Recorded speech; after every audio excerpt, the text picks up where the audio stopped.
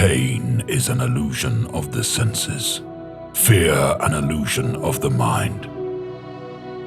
Beyond these, only death waits as silent judge o'er all. To defeat death, you must become it.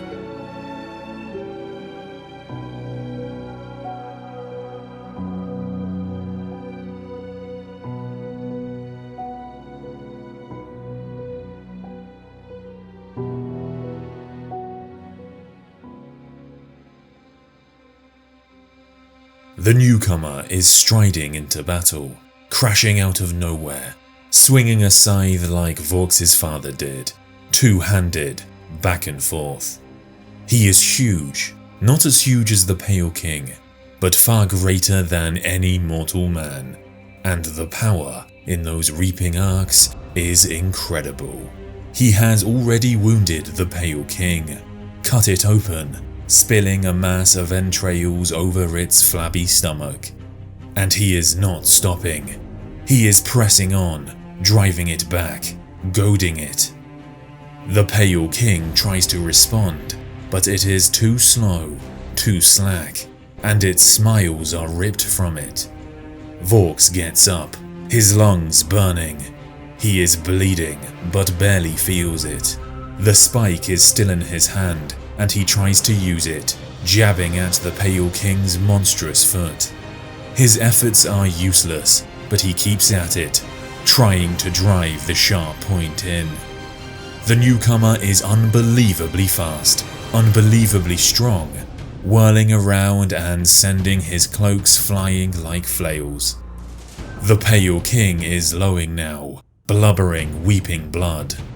Impossibly, it is being killed. Others of the settlement see this and join the attack. Suddenly, they are hunters, not fodder.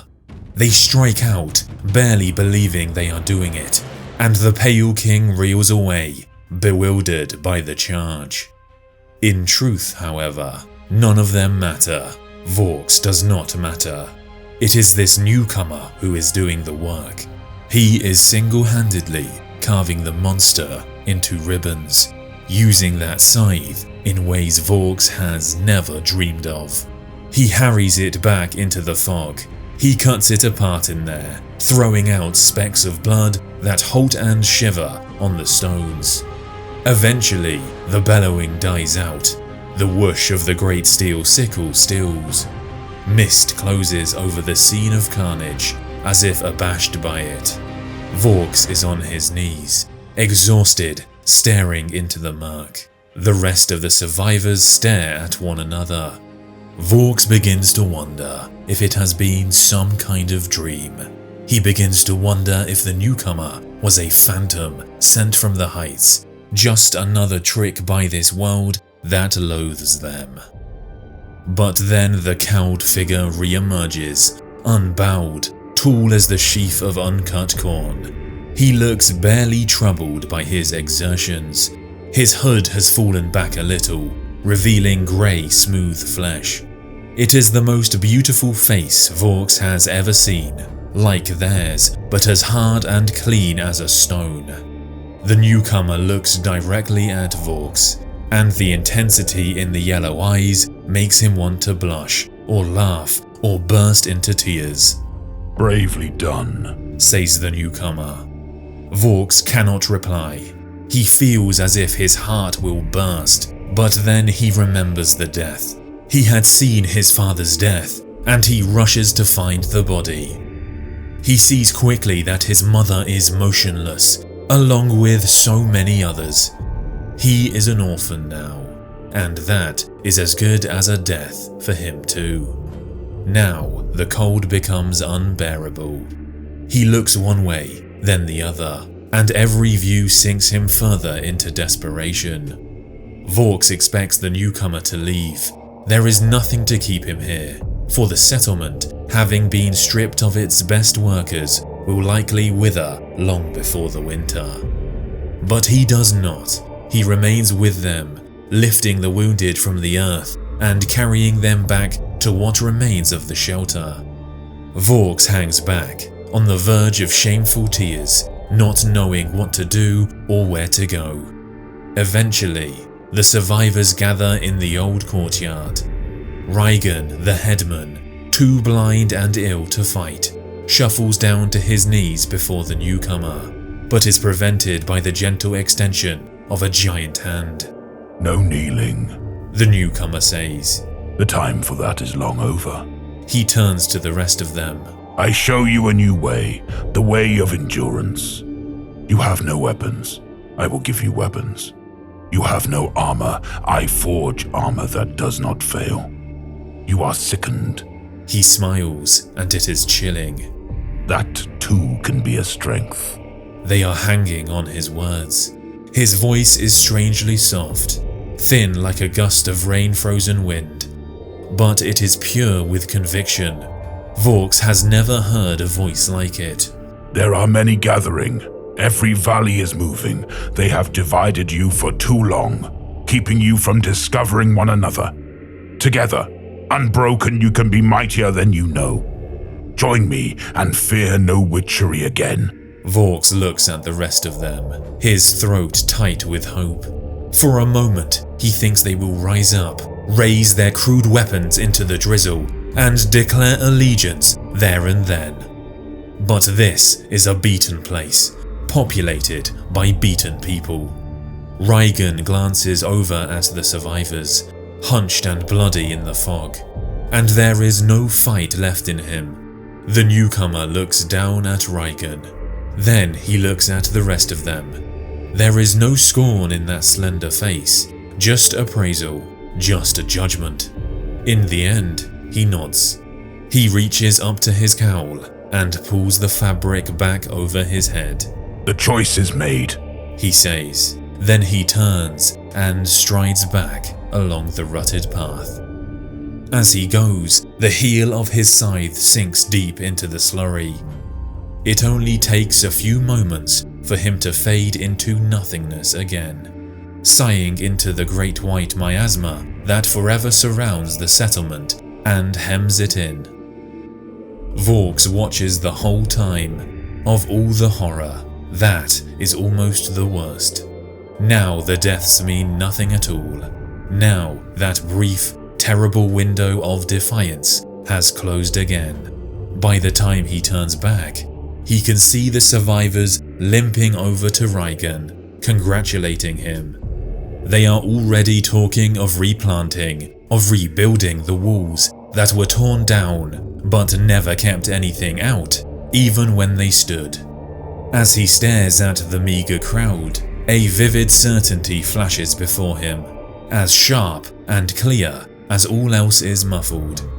He sees the settlement limping on, the vice of starvation clamping tighter around it, the rib cages becoming even more scrawny, and a slow death coming, without honor and without resistance, albeit comforting and understandable. For they have always been weak and cannot be expected to fight, and must accept with equanimity what comes their way, for it is the will of the universe. And that is the greatest horror of all. Even before he really understands what he is doing, VOX is pushing himself back to his feet, turning, slipping in the grime, and scrabbling towards the perimeter. He hears voices calling his name, but does not turn back. He sees where his father's body lies, and does not return to it. He stumbles further out, through the churned fields, with their black rows of barren soil and leafless trees. It is hard to run far in that country, and the mud is too thick and the air is too foul, so he marches as fast as his young legs will bear him, head down, suppressing the tears that would burst free if he thought for a moment of what he was leaving behind. He can see the deep marks of the scythe's heel running before him, scoring out the path to follow. And he locks his mind onto it. The way becomes hard very quickly. The ground rises and sharpens, and soon he is in country he does not know. The rocks are greasy, the wind like a knife. His clothes become leaden with moisture, and they hang slick across his shaking skin. He cannot retain his sense of certainty for long. His feet keep moving, but soon doubts crowd in, sapping his energy and draining the will from him. Still, he does not look back, for he knows that if he does, he will see the last of everything comforting and familiar, and that will break him. Head down, legs lifting, time slows to a pain-filled crawl. His shivering becomes a shuddering. His breath becomes shallow and rapid. The ground keeps on rising, ever rising, and the air spoils into an acrid haze that stings his lips. By the end, he is on his knees, panting like a dog. He understands the folly of his actions and the wisdom of Raigan's. But now, there is nothing to do but persevere. His palms are cut raw, his knees stripped of skin, but he keeps going. He does not ever discover how long the newcomer was watching him before the end. There are some questions best not asked, though he thinks now it must have been many hours. By the time the figure intervenes, lifting VOX carefully from the acid-washed rock and pressing a woolen mask doused in something herbal over his mouth and nose, he can barely see or hear. He glimpses a blurry image of that stone-hard face up close, just as before. This pain. Are you strong enough? VOX takes a strained breath and feels the cut of the world's spite in his throat. Make me strong.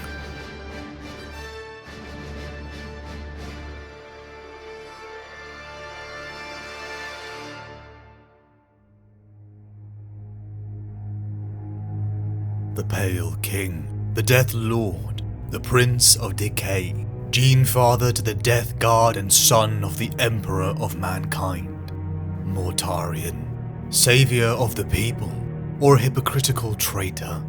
3 times in his life, Mortarion was forced to submit to the will of a father figure, who was a tyrant with latent psychic powers, and what remains is a twisted and bloated form, enslaved to the service of a rotting creature of the warp, a god of death and decay.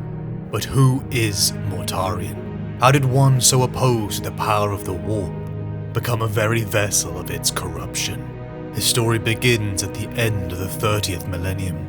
Of all the fates to inherit, perhaps the worst of all is a home so toxic, so scarred and barren, it despises life itself. Underneath a cloud of miasmic amber mist was the swamped and near-lifeless surface of the planet Barbarous. A creature roamed across the toxic mists that encompassed the hills, mountains and highest peaks. Necair, an overlord, a monster that looked like a burnt bone, charcoal sketch upon diseased pages. He was garbed in a hooded mantle of sailcloth so dark it seemed to eat the light around it, and what could be seen of Necair's corpse-flesh face and hands was nightmarish and alien. If his kind had ever shared any kinship with humans, that history had been seared away and forgotten. Like all of the Overlord species, Necair was a horror, as if the universe had decided to express the fullness of the word cruelty in a living, breathing being. A divergence rumoured to be born from the toxic conditions of Barbarous, and a dark pact with a vile god. Once again, Necair was obliterating a rival, crushing his territory and forces with the horrifying flesh mutants and stitched, dark magic-infused golems. The air was foul at this height, able to burn and bubble the flesh of mortal men in minutes. Yet Necair heard a sound he thought impossible. A child's cry. Amongst a pile of rotting corpses, a child cried out to the world, lost and alone. Impossible, thought the Overlord. A mere human in this toxic mist should be dead. It wasn't paternal affection or duty that gripped Necair, but curiosity and jealous spite. a prize a rival had tried to hide from him. All the motivation he needed to take this pathetic, yet special human child for himself. To his fortress grounds near the highest peak on Barbarous this child was taken. His new own holdings below his adoptive father's were constructed. Amongst the toxic clouds and barren rock, a fortress that barely constituted the word home was given to this child, as well as a name. Mortarion, Child of Death. Mortarion, moments into his existence, had only known one thing: horror. A tearing sensation, as if he had been stolen from somewhere. At the rate of his rapid growth, his intellect and understanding of the universe bloomed. In the bland and rotting ground of his home, he began to learn. Necair, his so-called father, was a cruel master. An upbringing Mortarion struggled to call an education. Mortarion felt more like another of Necair's experiments, often thrown into grueling physical trials, and yet at times an aide and student of Necair's teachings. Despite Mortarion's growing and towering stature, one that over time dwarfed Necair, he found himself unable to endure the extreme toxins of Necair's personal fortress peak, a point Necair enjoyed tormenting Mortarion with, calling him weak, just as he did every time Mortarion nearly died. Mutants and vile creatures clashed in the territorial wars of the Overlords, a war Necair would send his precious child to the front lines. Mortarion despised him, his so-called father. How many times had the small scimitar-wielding corpse-like monster leered over Mortarion across battlefields. Mortarion wasn't sure if Necair cared for him, in his own twisted way, teaching him to become a cruel and vile monster just like him, or simply enjoyed tormenting him. Maybe he even feared him. Knowledge. Knowledge was power. If you know the truth of something, then you can destroy it, and that is all you need to hold true power. Spiteful words Mortarion felt hammered into his brain by his father. It was the truth of his father and his secrets that was kept from the boy. Mortarion having slyly suggested that he should be allowed books to better fight Necair's enemies. To Mortarion, the comfort of books and knowledge was his only escape. The old and dusty tomes on history, war, even some glimpses into the experiments of Necair. He read and reread them dozens of times, even memorizing them. He even bleached the ink off the pages and began to write down his own thoughts. He relished it as one of the very few things that was his, a secret even Necair did not know. Deep down, as much as Mortarion hated to admit, he desired to know what Necair kept from him. Perhaps he could use that to end that monster. Mortarion languished in his prison fortress, his existence a grueling cycle of violence, tests of endurance, and study until after decades he saw it. From a window out on the barren and rocky outcrops, covered in the miasmic toxins, he saw them. Humans. Many times Mortarion had seen humanity over the decades. The dismembered parts bound together in Necair's constructs. To the slaves hauled up from the valley into his father's laboratories. They were small and weak. He knew he was like them, but different. Up there, watching. You can see us. You can help us. What are you? One of the humans had broken free from the golems. He was fighting back, summoning creatures like some spell or magic. Mortarion looked as he felt his heart freeze. What am I? Who am I? He thought. Paranoia gripped him. Was this another cruel test of his father? They were going to die. The humans. The golems would break them, and if they lasted long enough, the toxins would choke them. What am I? A tool? A weapon? A disappointment? An error? A fool? Am I weak? A cold hot rage surged up through Mortarion's body, with such force that he trembled Long buried and long denied, raw unspent defiance now turned to steel. Deep within him, the links of a chain forged by cruelty, neglect and spite broke away, and suddenly he was snatching at the black powder gun holstered on his hip. Who was he? What was he? That was for him to decide, because one thing he was done being was a slave. Mortarion leapt down, unleashing the pepperbox munitions into the golems. He pounded over the corrupted ground and smashed into the creatures, the wet, slopping mesh of corpses tearing and slumping onto the ground. Only one remained, the young man who called out to him. The haunting voice of Nikaer echoed around them, calling back his boy, that he was going to punish him. Mortarion resigned himself to death, until the human survivor begged him to come with him. Fight another day, a choice, another that could be his, Mortarion thought. The two escaped, racing down the mountain into the safety of the less toxic valley below. Mortarion asked the man his name. Typhon. Callas Typhon, the young man replied. Hella's cut. For the first time, Mortarion saw a human settlement, a community, life. For the first time, Mortarion heard music. But yet with all this beauty in a dark place, he couldn't rectify it. Like he didn't possess the tools to appreciate it. It made his blood boil again. The thought of what Nikaer had kept from him, what he had been denied. Mortarion and Callas hung onto the edge of the settlement. Both were outcasts. Mortarion, the enormous superhuman figure that some had seen serving under the cruel overlord. Callas Typhon, whose skin was ashen, evidence of his cursed heritage, as the bastard child of an overlord. Both coming from a life led utterly alone. As Mortarion sat down, he observed the humans. Look at them. They grasp at every tiny spark of life, desperate and afraid in all their thoughts and deeds. Their existence is nothing but fear and dread. How much was Mortarion talking about them, or himself? He'd had enough of fearing his father's revenge, of living like this. He and the people of Barbarous had suffered this cruel world, and the predatory horrors of the overlords who raided them for experiment, turning them into flesh monsters and tools.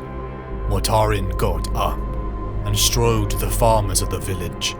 Callas followed him to the animal-drawn cart as Mortarion picked up an enlarged scythe. It felt right in his hands. With a demigod's speed and strength, began to reap the grain as the people looked on in awe. It would begin here. He would earn the people's respect. He would feed them, train them, and then he would save them, free them from tyranny. Mortarion lent out his strength. The prejudice of the people swallowed. As they hurried to gather the reaped grain, Callas saw it. What could be done if they all worked together? A scream. A civilian trapped under a fallen cart. The mists. The terror that encroached at night was approaching. They were far from the safety of the walls and the warding torches. Mortarion pounded over the distance.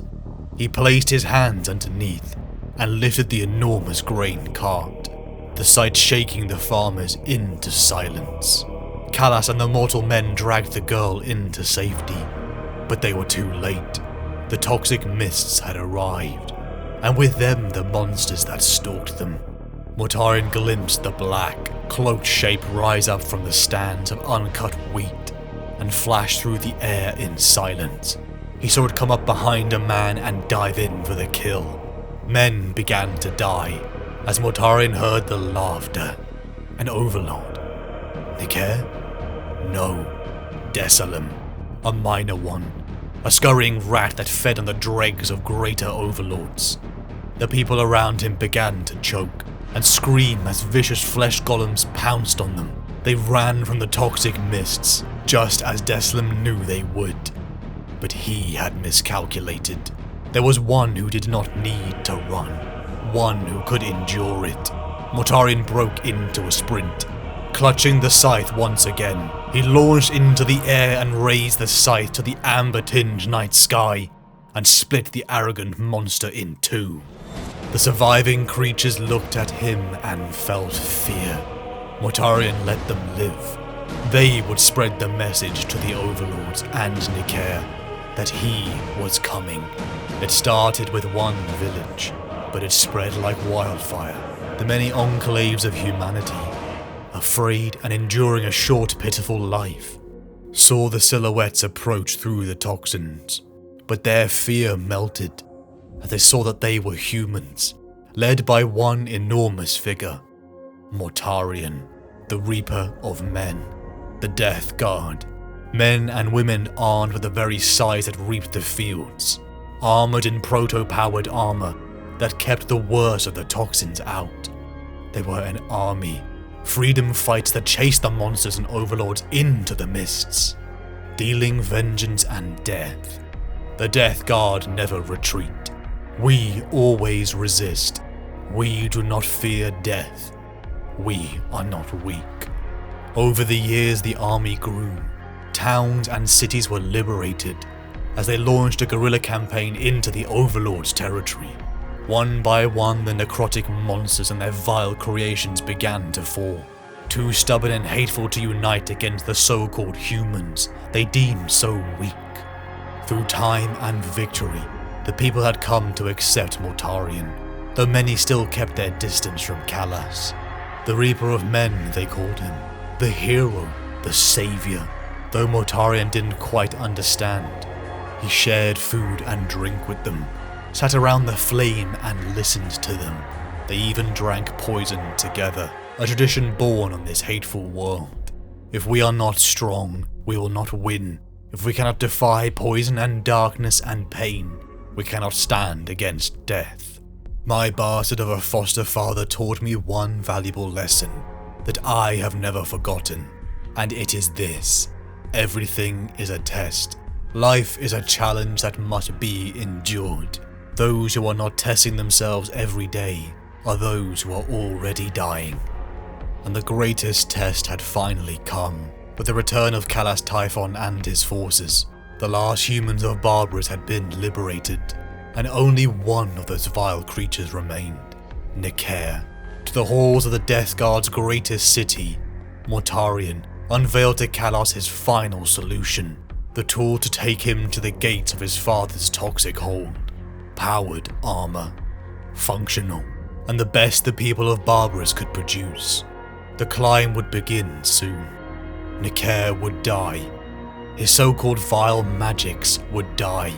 Mortarion's brothers and sisters would be free, and Mortarion would be free. Mortarion, surrounded by Callas Typhon and an elite cadre, made the climb.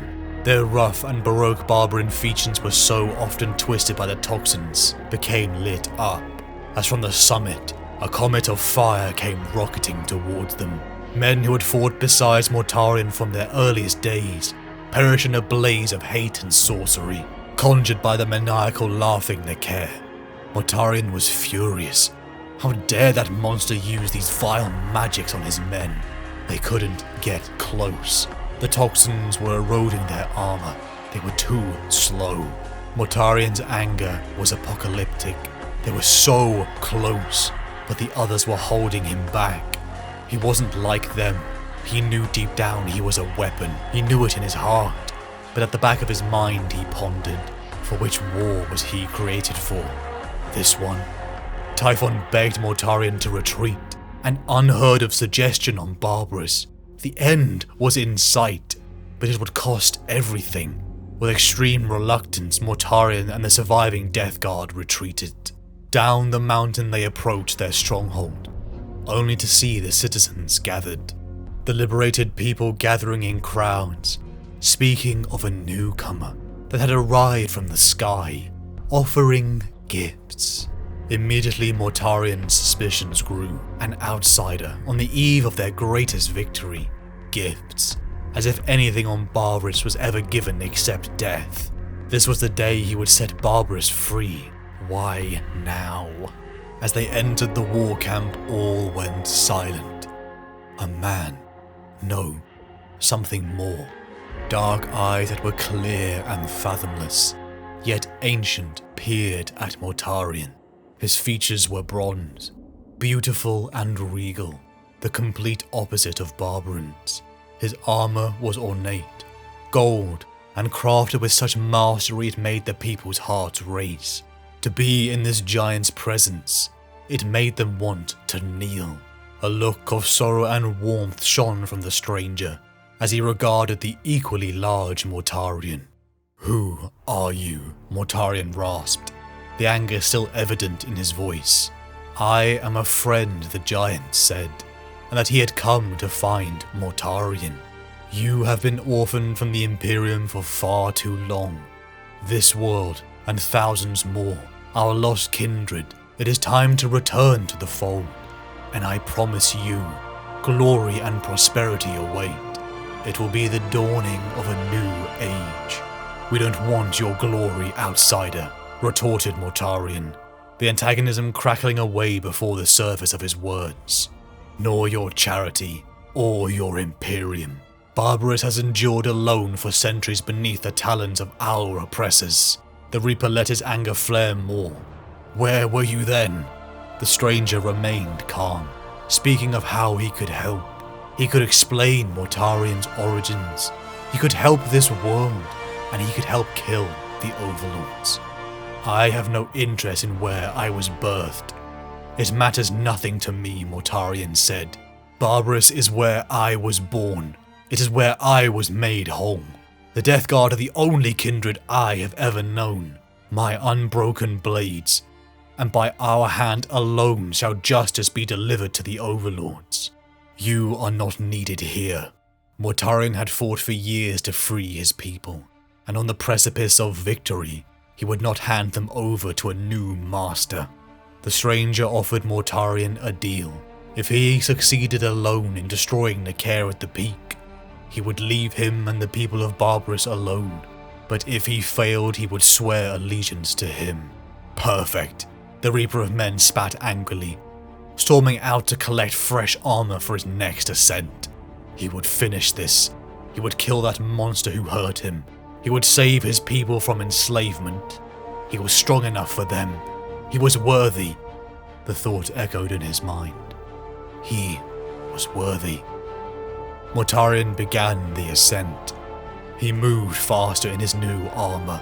He climbed higher than he'd ever done before, even as his suit's klaxons were blaring, the very shell rusting and slopping off. Each step took more out of him than the last, but still Mortarion pressed on, climbing over the clem-slicked slate of the high crags. Every breath was a labor, taking in a lungful of toxic air and squeezing the last fractions of breathable elements from it. The primitive air tank on his back had run dry hours earlier. His mind was sharp, but draining from the pain. He was so close. Necaer would die. He thought of the stranger, the familiarity he felt in his presence, the offer of knowledge. No, if he stared into that abyss, what would stare back? His body trembled from the ill effects of the murderous toxins in the air, but still he managed to keep breathing. "Necaer," he screamed, "answer me and face your final justice." But just as he slumped to the gates, his superhuman body failed. Mortarion collapsed to the ground, as finally Necaer approached, looming over him once more. He failed. If he was capable of a tear, he would weep, not for his failure, but for failing his people.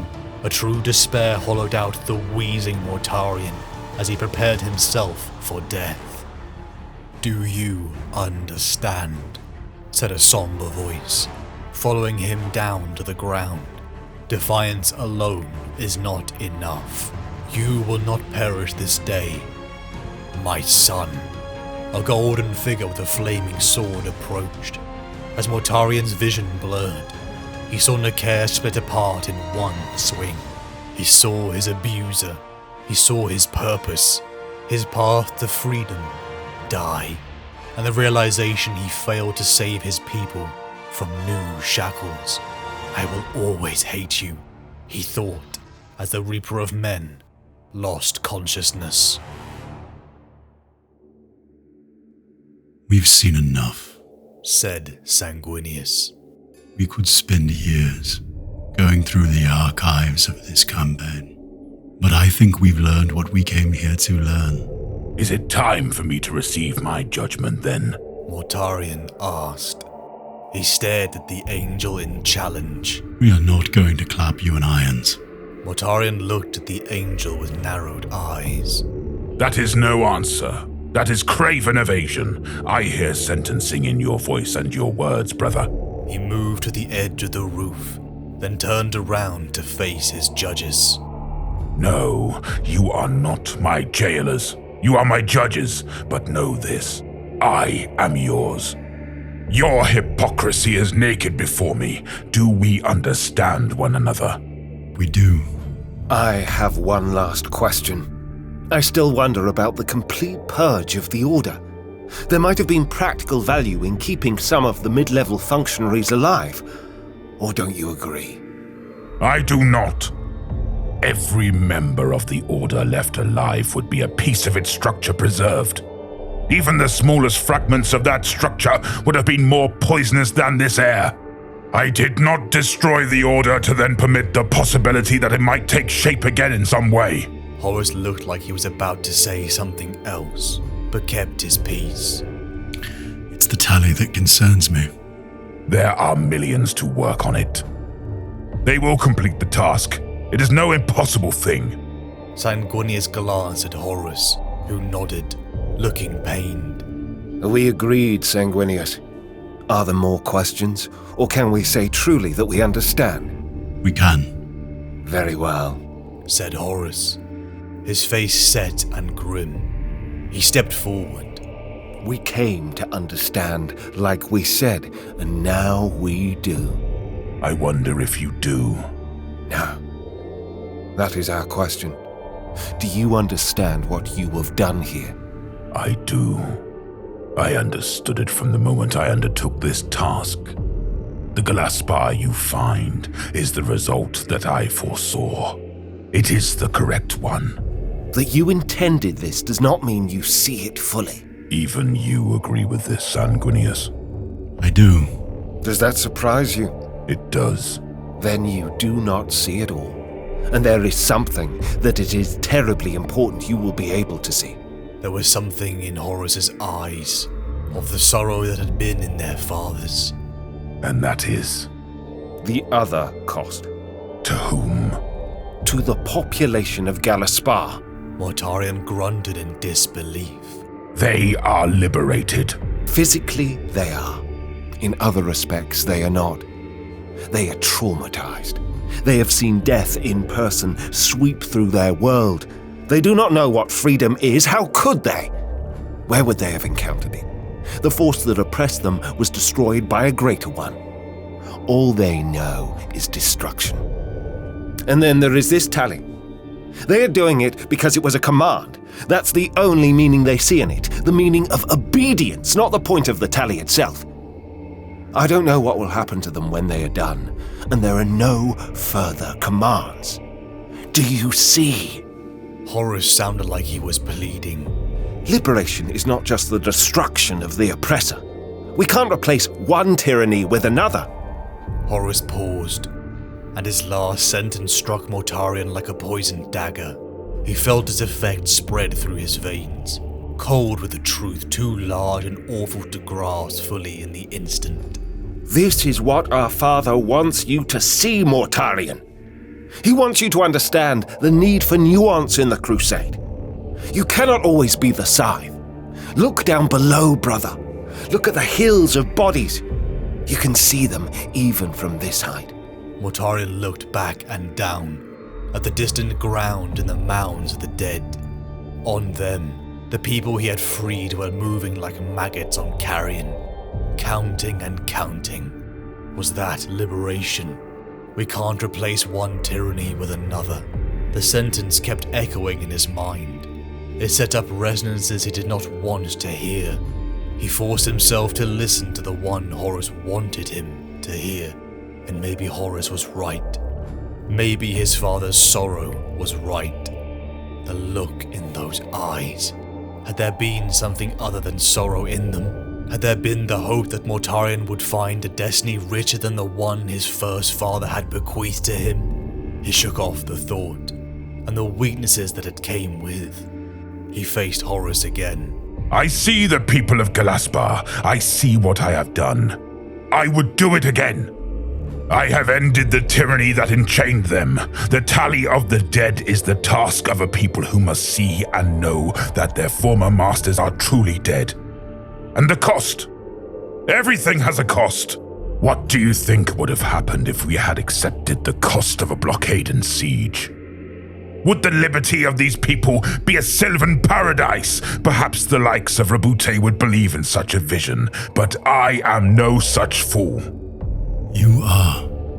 If you imagine yourself unique in your experience of a lethal homeworld. As you are too, if you think the manner of your conquest has no impact beyond the end itself. You came to Galaspar as the Angel of Death, Mortarion, not as a liberator. That is the core of the matter. If the angel was aware of any irony in his words, he gave no sign of it. Does that displease you, Sangunius? Perhaps it does not. Perhaps it is useful to use me to burnish your own self-image. You broadcast the execution of the Lord Controller to billions. You brought death to this world, and began what you call its moment of liberation with death. And yet the 8th Legion spreads terror by any means it can. It has broadcast its share of executions. I have not seen them on trial. Enough! Horus shouted. Enough! He said again, more quietly and with true sorrow.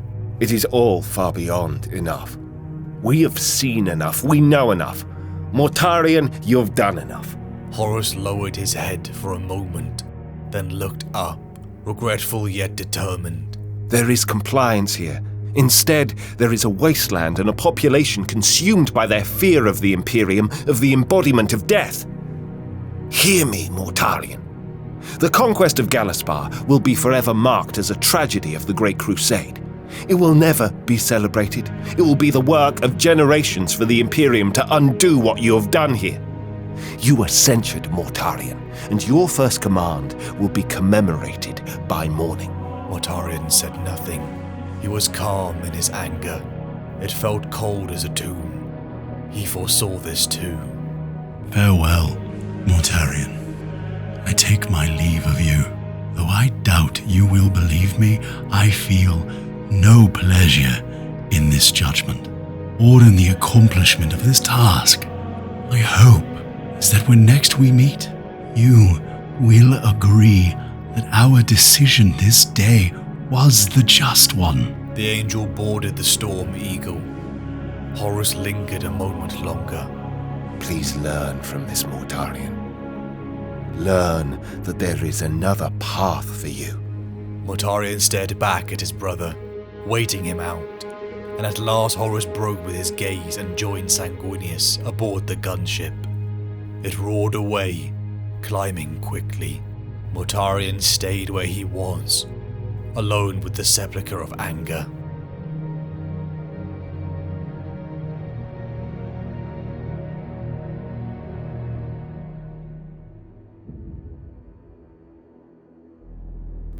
Mortarion, liberator of Barbarous, kneels before the Emperor in the wake of Nikae's death. The Reaper of Men keeps to his oaths and pledges his fealty to his true father, the Emperor of mankind. And he is not alone. He has equals. He has brothers. From a brutal life on Barbarous to the Imperium of mankind, a galaxy-spanning empire reuniting the lost colonies of mankind. The scale of change is enormous for both Mortarion and the Barbarans. He is gifted the Dusk Raiders, the Astartes, superhuman warriors crafted from his own genetic material. Sons to him as he is a son of this Emperor, and he admits they are the greatest warriors he has ever seen. He could have conquered Barbarous in a day with them. he is their Primarch, and will lead them across the stars in the Great Crusade. In the wake of the events on Barbarous, he is summoned to his father's side, and is immediately unnerved. The finery, the gold, and luxury is alien to him. He sees it as almost disgusting. And then there is him, the Emperor, a psyker beyond measure, who in many aspects Mortarion sees Nicaire. He knows this Emperor. His father is better in some ways. He truly has come to bring enlightenment and prosperity. But Mortarion keeps his guard up, as he sees too many similarities with that monster who raised him. If the weight of the failure was not enough, his paranoia of the Emperor leads him to dark thoughts. Why was he cursed to live on Barbarous, despite the power of this master of mankind? Did the Emperor know he would fail? Did he manipulate him to gain his oath? He stole his triumph.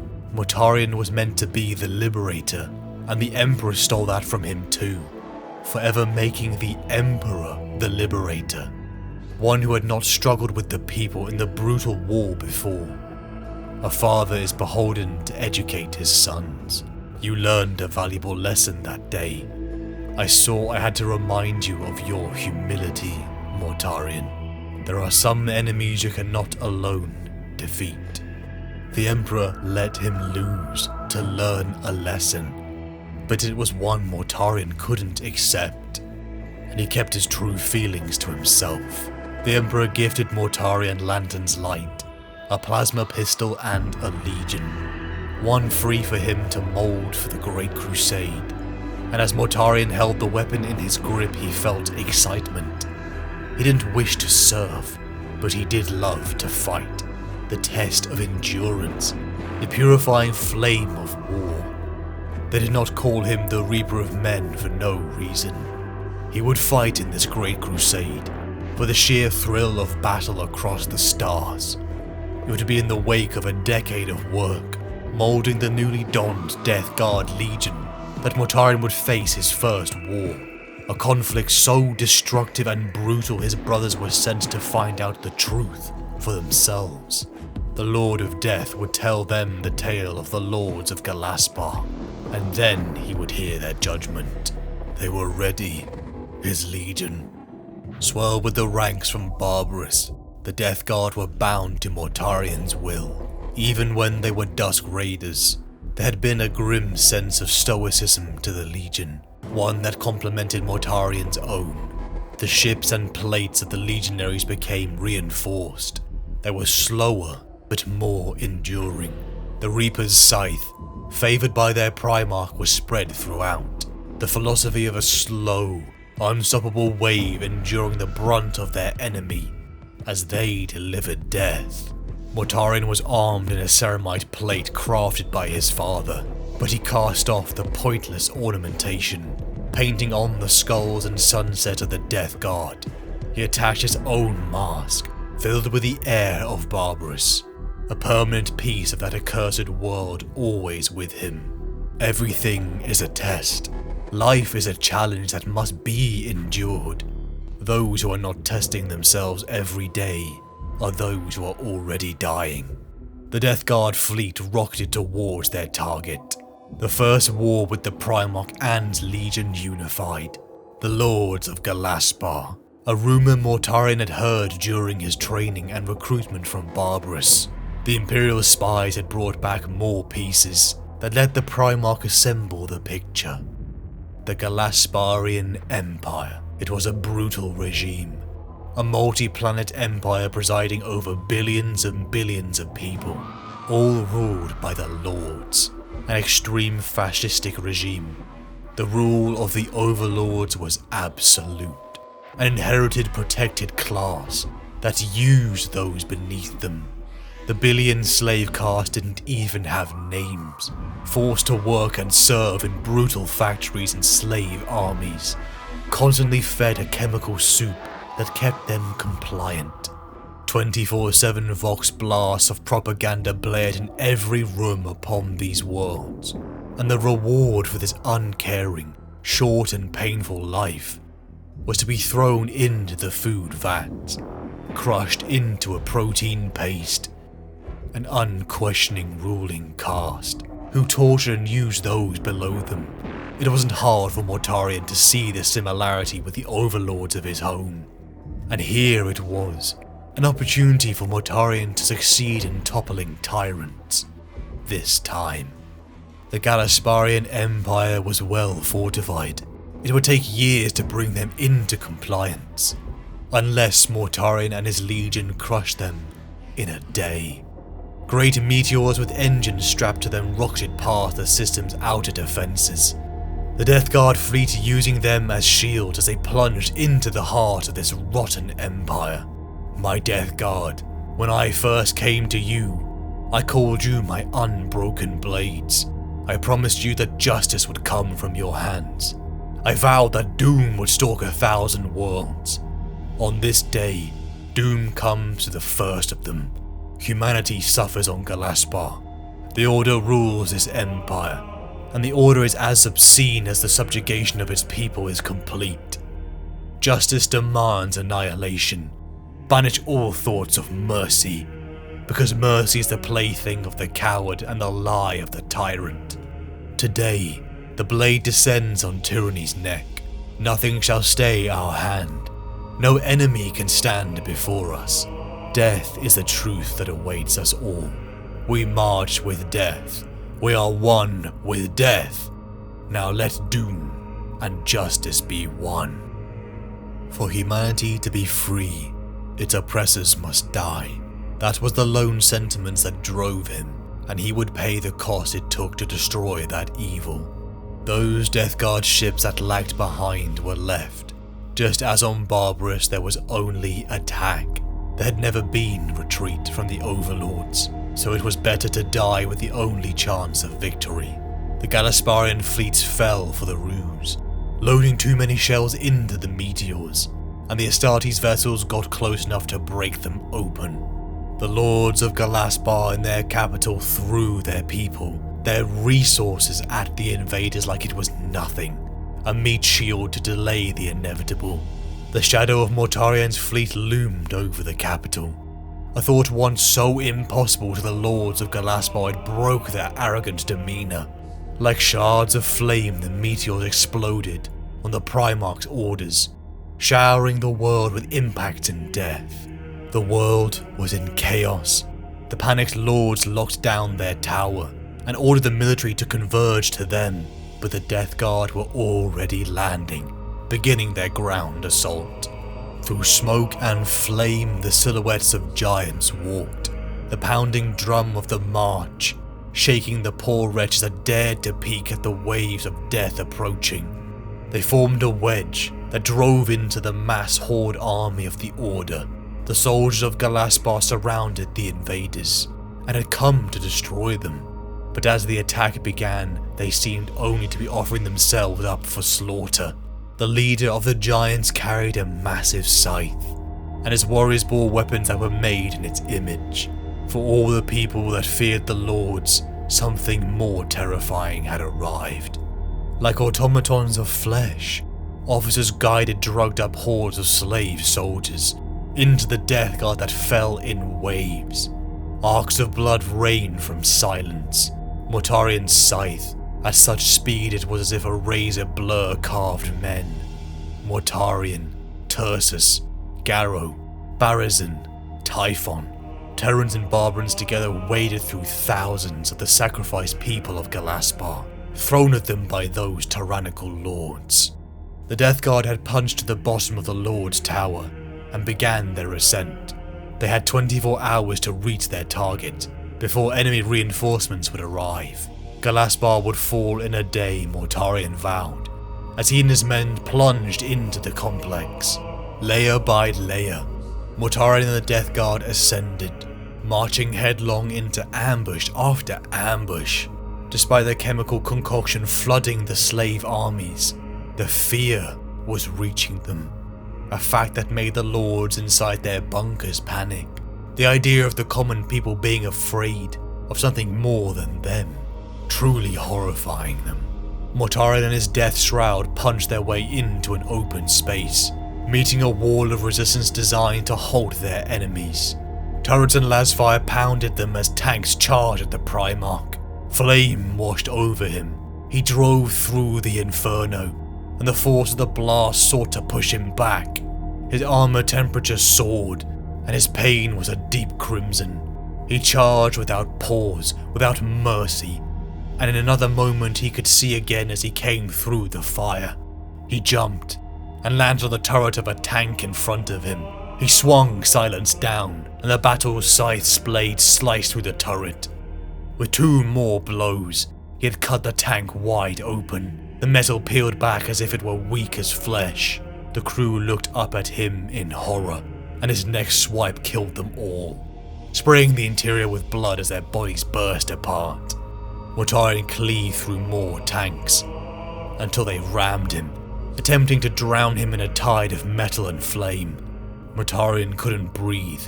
Everything was black and red.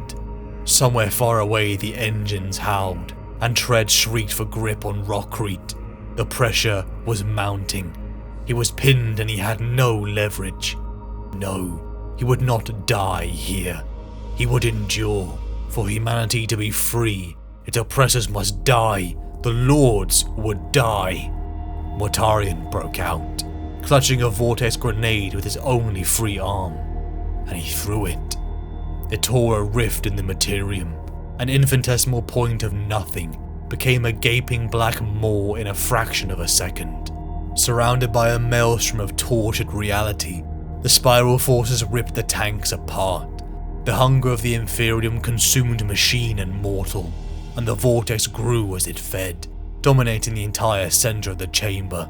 Soldiers leapt from the entangled, trapped and stalled tanks and tried to flee. From his position on the wreckage, Mortarion addressed them, the Vox cast in his armor sending his cold voice across the square. You are slaves of the Order. You are slaves, yet you perpetuate the greater slavery. You fight for its continuance. For that you are judged. For that you are condemned.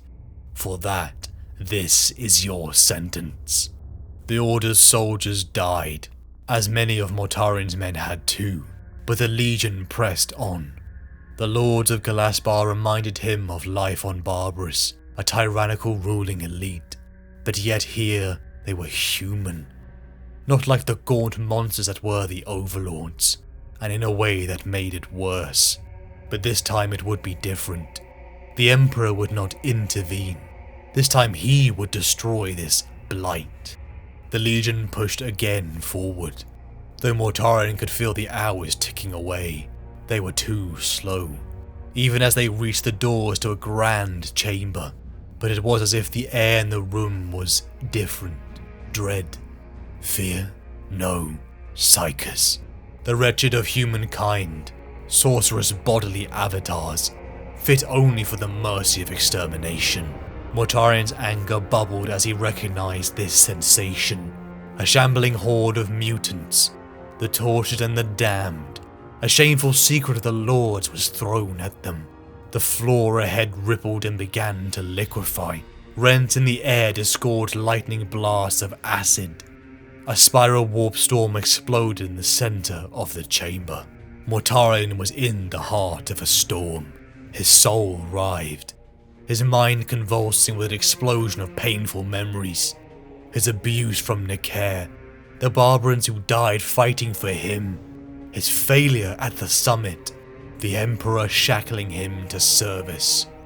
No, he killed sorcery on Barbarous, and he would do it again.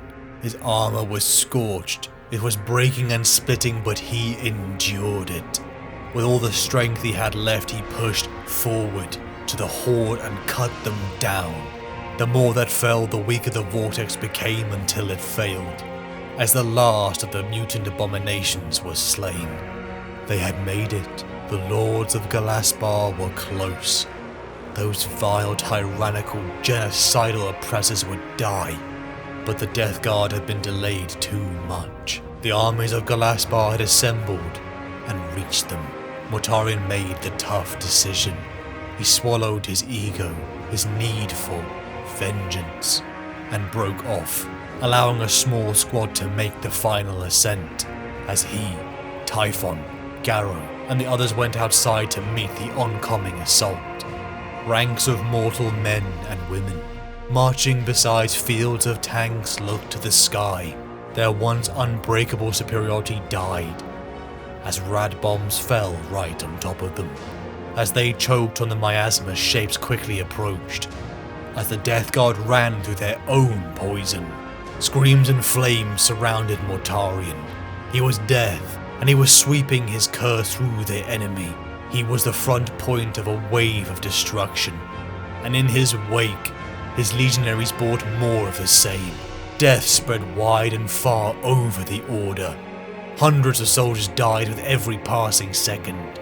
More tanks collided, more exploded. Destruction reigned. You are my unbroken blades, Mortarion voxed to his sons. Our losses make us stronger, for the enemy sees our indomitable advance, and knows we cannot be stopped. You are one with me, my sons, and I with you, the Barbarians and Terrans, united by one man, unleashed death upon their enemy. They were Mortarion's sons. He loved them and vowed to keep them strong, tough enough to endure anything.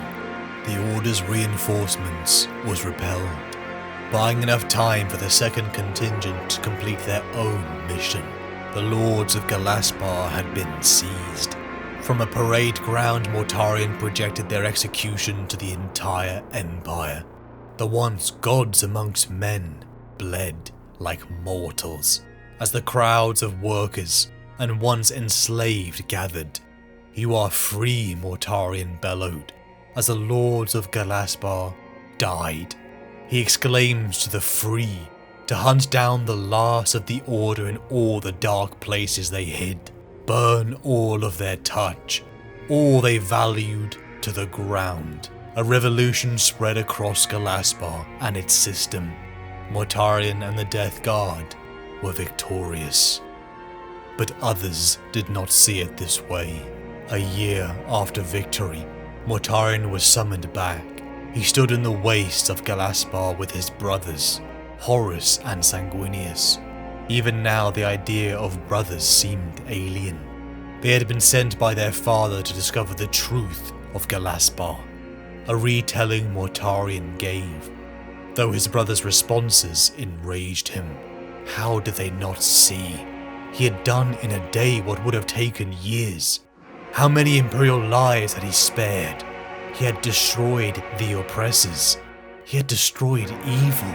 Enough, Horus bellowed.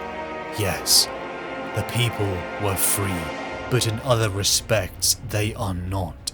They are traumatized. They have seen death in person sweep through their world. They do not know what freedom is. How could they? Where would they have encountered it? The force that oppressed them was destroyed by a greater one. All they know is destruction. Yes, he destroyed the Lords. But what had he left in their wake? He was a destroyer. But what did he build? The Great Crusade was about more than this. He needed to be more than just the scythe that reaped the grain. He had to plant the seeds too. But Mortarion couldn't see it. This was not destruction. Barbarous was worse than this, and he and his people had survived. They had carved a path themselves. If the people of Galaspar couldn't endure this, and come out strong and free, then they were weak. It was that look in Sangunius' eye. Pity. He hated it. It was the same look the Emperor gave him, like a tool who strayed too far from the path laid out for him. No, Barbarous had made him, turned him into a warrior. He was the reaper of men. He destroyed evil. Necker built many things. The ability to create, to build, wasn't always pure. Mortarion and his legion found no praise from the others, but they didn't need it. The legion was unified, and was set loose upon the stars, to battle non-compliant colonies of man and Xenos. To the furthest reaches of the growing Imperium, the Death Guard was sent, expanding the growing empire as the decades began to pass. For an approval he never sought, it began to frustrate Mortarion. How him and his legion were relegated to the sidelines, whilst others drew favour from their father. Easier campaigns, rewards and honours were lashed upon those such as Sangunius, Dawn and Guilliman, whilst many such as him, Perturabo, and even Jaghatai Khan were forgotten. Over the decades and many wars, Mortarion cut an isolating figure. There were many brothers he disliked, one he even hated, Magnus the Red, and his open use of vile sorcery, it disgusted him. Others he respected, such as Ferris and Vulcan, and only one he looked up to, Horus, one who actually looked him in the eye and called him brother. The presence of Horus had been incredible even centuries ago, when they first met in the wake of Mortarion's discovery. Horus was a warrior.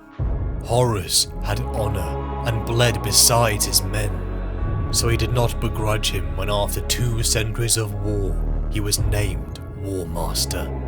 The Emperor was returning to Terra to work on something he didn't even deign to tell his sons. A lord keeping secrets.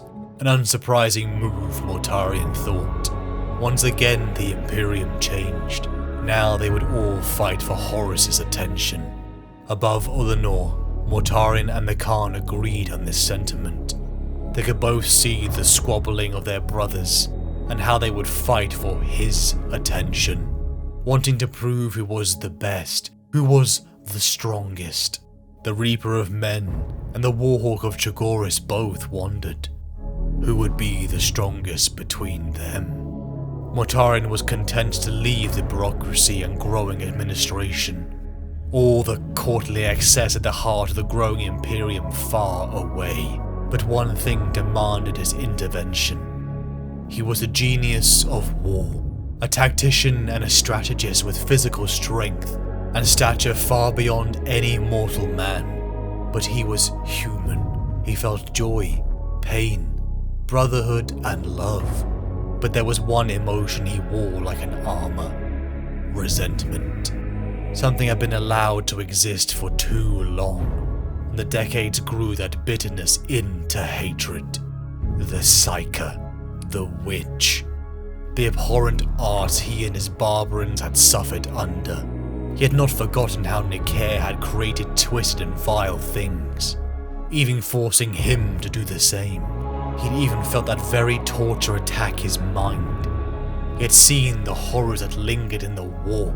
He had killed Psykers on thousands of worlds.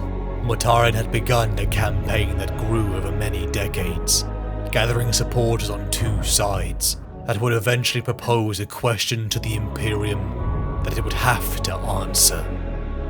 Nicaea, a Colosseum carved into the heart of a dormant volcano, a hosting ground for the trial of Magnus and his sons. The question of whether psychic powers would continue within the legions had begun. The Primarchs or their emissaries gathered, the largest display of imperial might since Ullanor less than a decade before. Many of Mortarion's brothers had made their vote known, but only he, Leman Russ, Sangunius, Jaghatai Khan and Magnus had taken strong positions. Before the assembled court, Mortarion began his speech.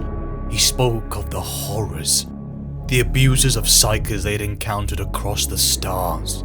He spoke of Old Night, the collapse of humanity millennia before, and the tyranny of unsanctioned rampant freedoms of psychers. Mortarion's mind was drawn back to Nicair. To channel the warp gave power to anyone, from the righteous to the downright hateful. It was corrupting. It turned people into oppressors, and for humanity to be free, its oppressors must die. Mortarion's speech drew many of the skeptical to his and Russ's banner, but the tide began to swing as he was followed by the oratory brilliance of his brother Magnus. He scowled at him throughout, as the crowd rose with Magnus's triumphant speech. The court of the Imperium was divided until he responded. The Emperor, called back from Terra for this nexus point in Imperial history, he looked into the mind of Magnus. He saw the abuses of trust and breaking of boundaries. Mortarion was right. Those who wielded such power would always be tempted. The tides of Imperial armies could not be trusted with such responsibility. The use of psychic power was banned throughout the legions, and Imperial will was enforced through the new rank of the chaplaincy. Mortarion's plight was victorious. As the legion split off to rejoin the war fronts of the Great Crusade, the Death Guard continued their battle across the stars, reaping a toll mountains high. Over 2 centuries of war, it had left the balance of the Legion different. Many of the Terrans had fallen in the line of duty, their ranks swelled now by mostly Barbarans. The traditions of the Dusk Raiders had all been forgotten, replaced by those born of Barbarous during the Overlord War. After each victory, as Mortarion had before, he shared a cup with one soldier. The drink of poison, a reminder that everything is a test. Life is a challenge that must be endured. Those who are not testing themselves every day are those who are already dying. He was comfortable only in the company of the Barbarans. They understood. They too had no love for such things as art and finery. Those were obstacles to strength, and indulgence of those who became oppressors. It was in the wake of Nicaea that Mortarion found he had a visitor, his brother Horus Lupercal. The two embraced, his charismatic smile charming his legion and in truth him as well. Horus had come to speak with Mortarion of something so important it could only be said in person. Horus spoke of a future, a devious plan of the Emperor to make himself a god, creating an empire and vanquishing all other religions so his could supplant them all. A future where the ordinary weak human ruled, and many of the Primarchs such as him were forgotten, eliminated in the name of faith. Horus couldn't let that come to pass. He had to save humanity. He would supplant the Emperor and create an Imperium for those who built it, its warriors. He needed him, Mortarion, to be humanity's savior. He needed him to kill this oppressor, the psycho who plans to toy and manipulate humanity. Could Horus trust him? Could he rely on him? Was he strong enough for this task? It was as if every word was handcrafted for him. Horus's revelation almost confirmed every dark thought he had. He lied to us. He was a psycho. He let Mortarion be taken, condemning him to grow up on Barbarous. He manipulated him to charge the summit. He stole his vengeance. He stole the opportunity of freedom for his people. He was just a tool, to be toyed with and then discarded just like Nicaea would. I will always hate you. Those words he spoke at the summit had always been true. Mortarion and his legion joined Horus. The rebellion would soon begin, but the legion needed to be pure before the war started.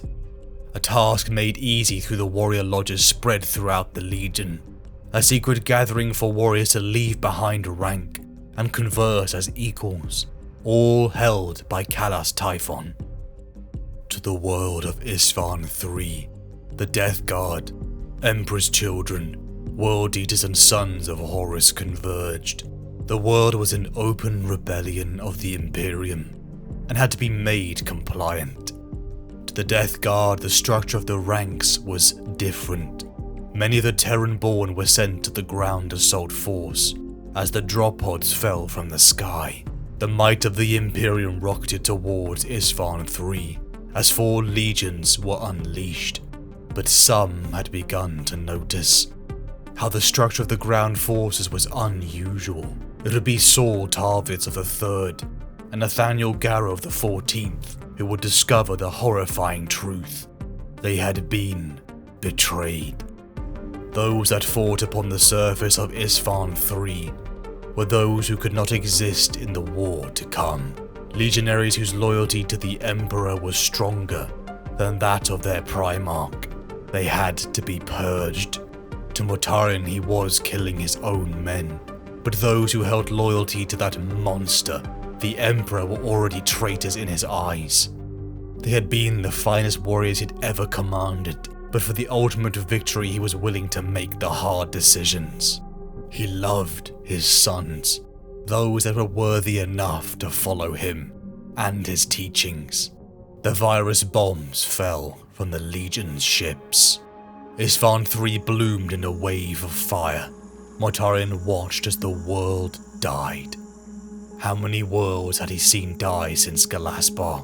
But what should have been a physical and spiritual cleansing of the Legion, the opening gambit to launch the civil war that would rock the Imperium, it was spoiled as the fires faded and the Life Eater virus had finished devouring the billions of people and soldiers. Great bunker doors opened. The Loyalists lived. A miscalculation that had to be dealt with. Mortarion and his Death Guard drop-podded to the scorched surface of Isfahan III. The Lord of Death led his troops against those he had betrayed. The battle lasted almost months in a brutal close-quarter guerrilla warfare. The hate of those that had been betrayed fell flat against the enduring wall of Mortarion's forces, eventually cutting down the last of those loyal to the Emperor that lied. Though some had managed to escape, such as Battle Captain Nathaniel Garrow, one Mortarion had hoped would choose the Legion over the Emperor, one he had shared the poison cup with. A man of honor. The Legion was now pure, and the Imperium had heard Horus's declaration. The war had begun. The war began to churn and convulse. Raging storms split the Imperium as planets erupted in their support for Horus. To the world of Isfahan V, the traitor legions assembled. Bunkering down on the enormous plateau, they lay behind structured defenses as they prepared for the Imperial response. 7 legions. Mortarion's brothers roared towards the traitors' entrenched position as the bloodiest battle in the Imperium's history began.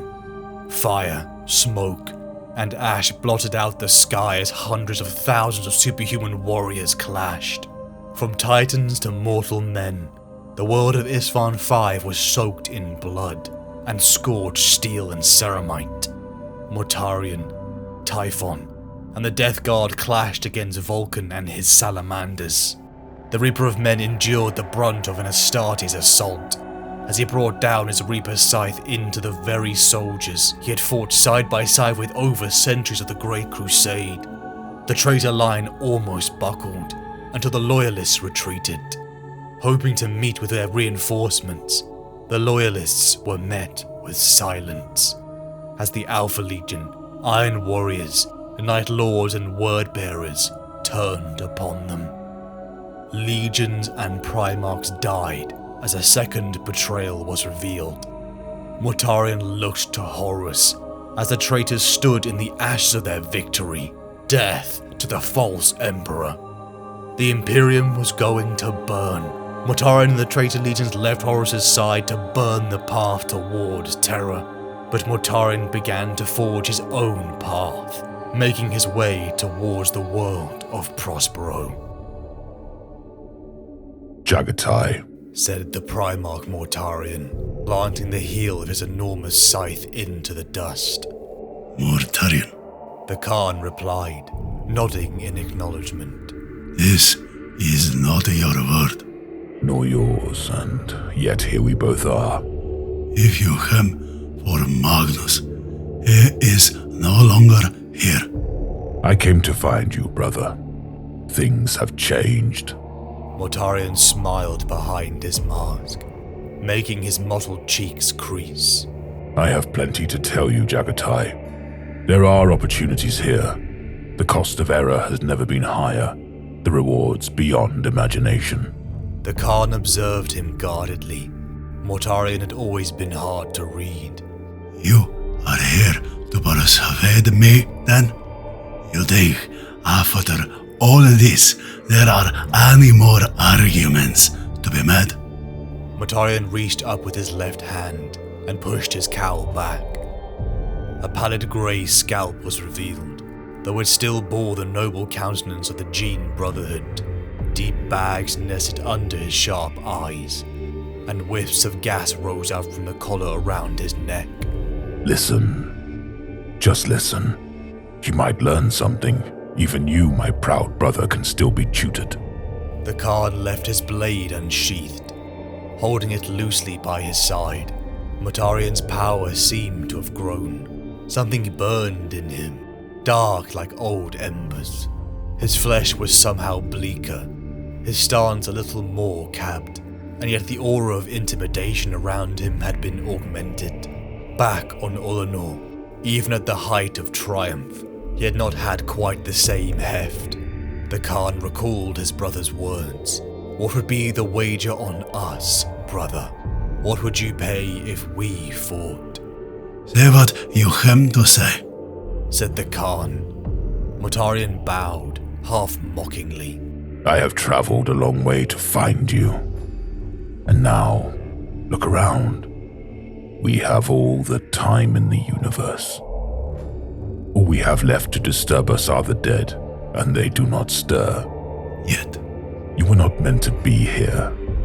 You were meant to join the Alpha Legion at Alaxis. The Khan nodded. or return to Terra. We did not wish that. Why would we? The Alpha Legion held us at Jondex. They wanted us to hear from Dorn. Mortarion raised a hairless eyebrow. Indeed. You surprise me, but perhaps you shouldn't. It seems that Alfarius is never wholly of one mind. He plays a dangerous game. His own intrigues will throttle him. So, are you? Why not me, brother? I assumed it would be Horus. Vanity. He has many things to keep him busy. The Khan's eyes narrowed. Mortarion did not seem so sure of himself. For all the show, all the projected force, he was on shaky ground. Horus did not send you, did he? That means nothing. It means everything, said the Khan, studying his brother's reaction. Magnus told me how the war stands.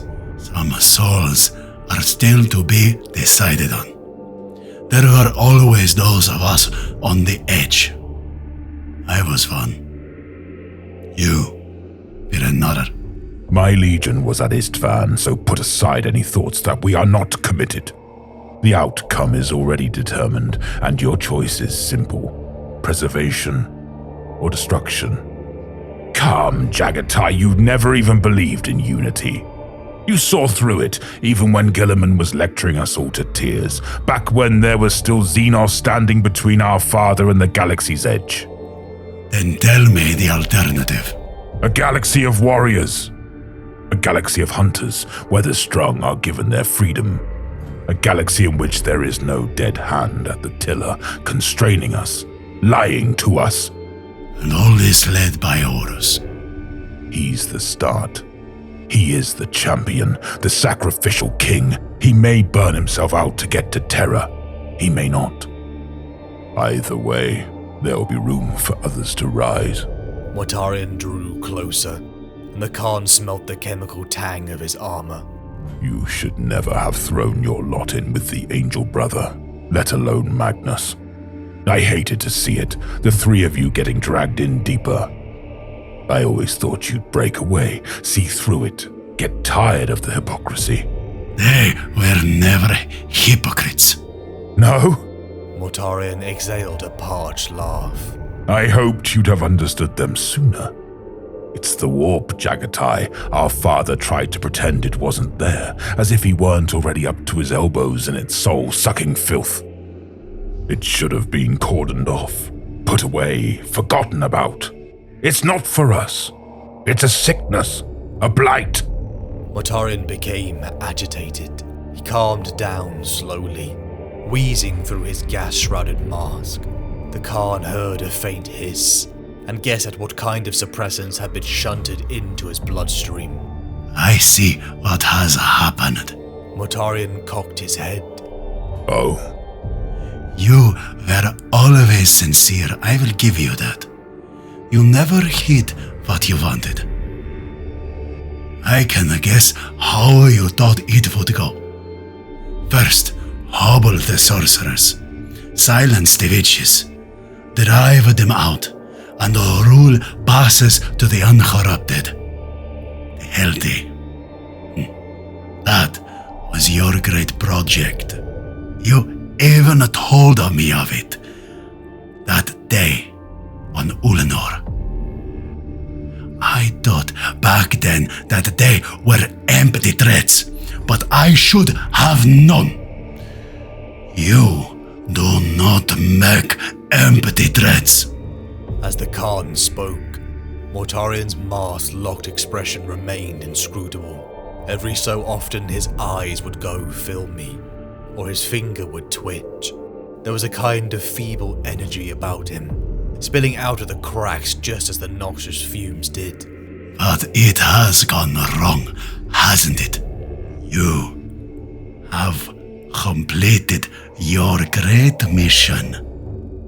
But there are more sorcerers than ever before. Horus sponsored them. Lorgar has shown them new tricks. If Magnus has not already made up his mind, then he soon will, and then you will be surrounded. You have destroyed the librarians only to find the witches are now untrammeled. They've played you well. You have done their work for them, and soon you will be dragged into it yourself, as warp-sick as they are. you think that? I see it perfectly. Magnus showed me. Your legion may be free of it for now, but the change will come. You made your pacts, and now they will come to collect. You fool. Mortarion stiffened. His eyes blazed with anger for a second, quickly quelled. You do not. And that is why you came to find me. You've run out of friends. Who will stand with you against the Either Weavers now? Angron? What an ally. Horus, good luck. The Khan gazed at Mortarion disdainfully. You've tasted the fruits of treachery and found them bitter. Don't drag me into your ruin. You are on your own, brother. Mortarion's expression fractured behind the mask, shifting into an enraged snarl, disfiguring rapidly. Silence quivered, and he took half a step forward, his free fist clenching. I came to give you a choice. Mortarion said, keeping his voice under control with some difficulty. Half your legion are already declared for Horus. The others will follow wherever you order them. Our father's time is over. You can be a part of the order that replaces him. The Khan smiled, a cold smile, imperious in its contempt.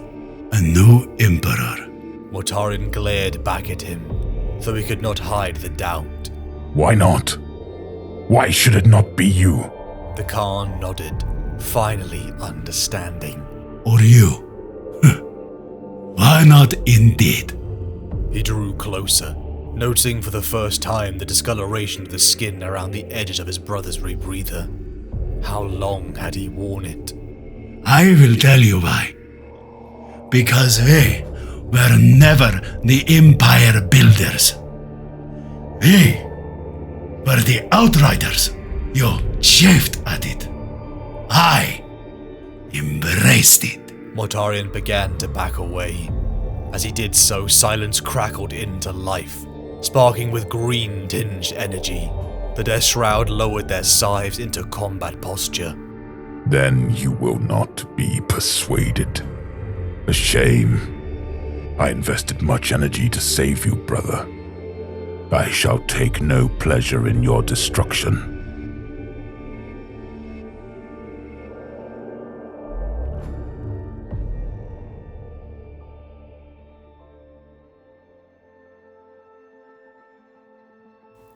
For humanity to be free, its oppressors must die. The driving force of betrayal Mortarion clings to. His hatred for the Emperor has allowed Horus to manipulate him, because deep down, despite his visage, his terrifying gaunt features, his lack of ostentation, Mortarion believes himself to be a hero, something he would never admit out loud. He casts himself as the hero, slaying the great evil that is the Emperor. Horus has shown him that the Emperor has lied to him about the true nature of the warp.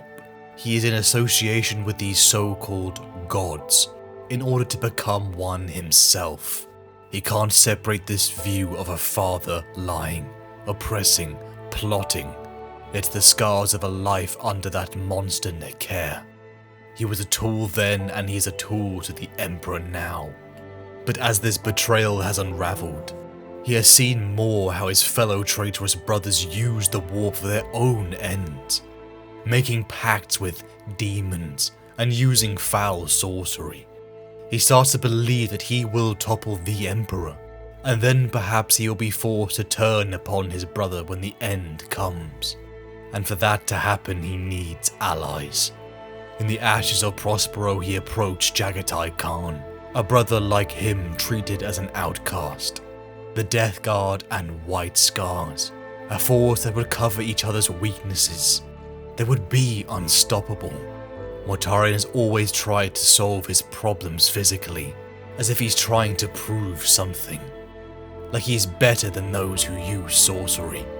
Like it's part of his hero's journey that the Emperor ruined on Barbarous.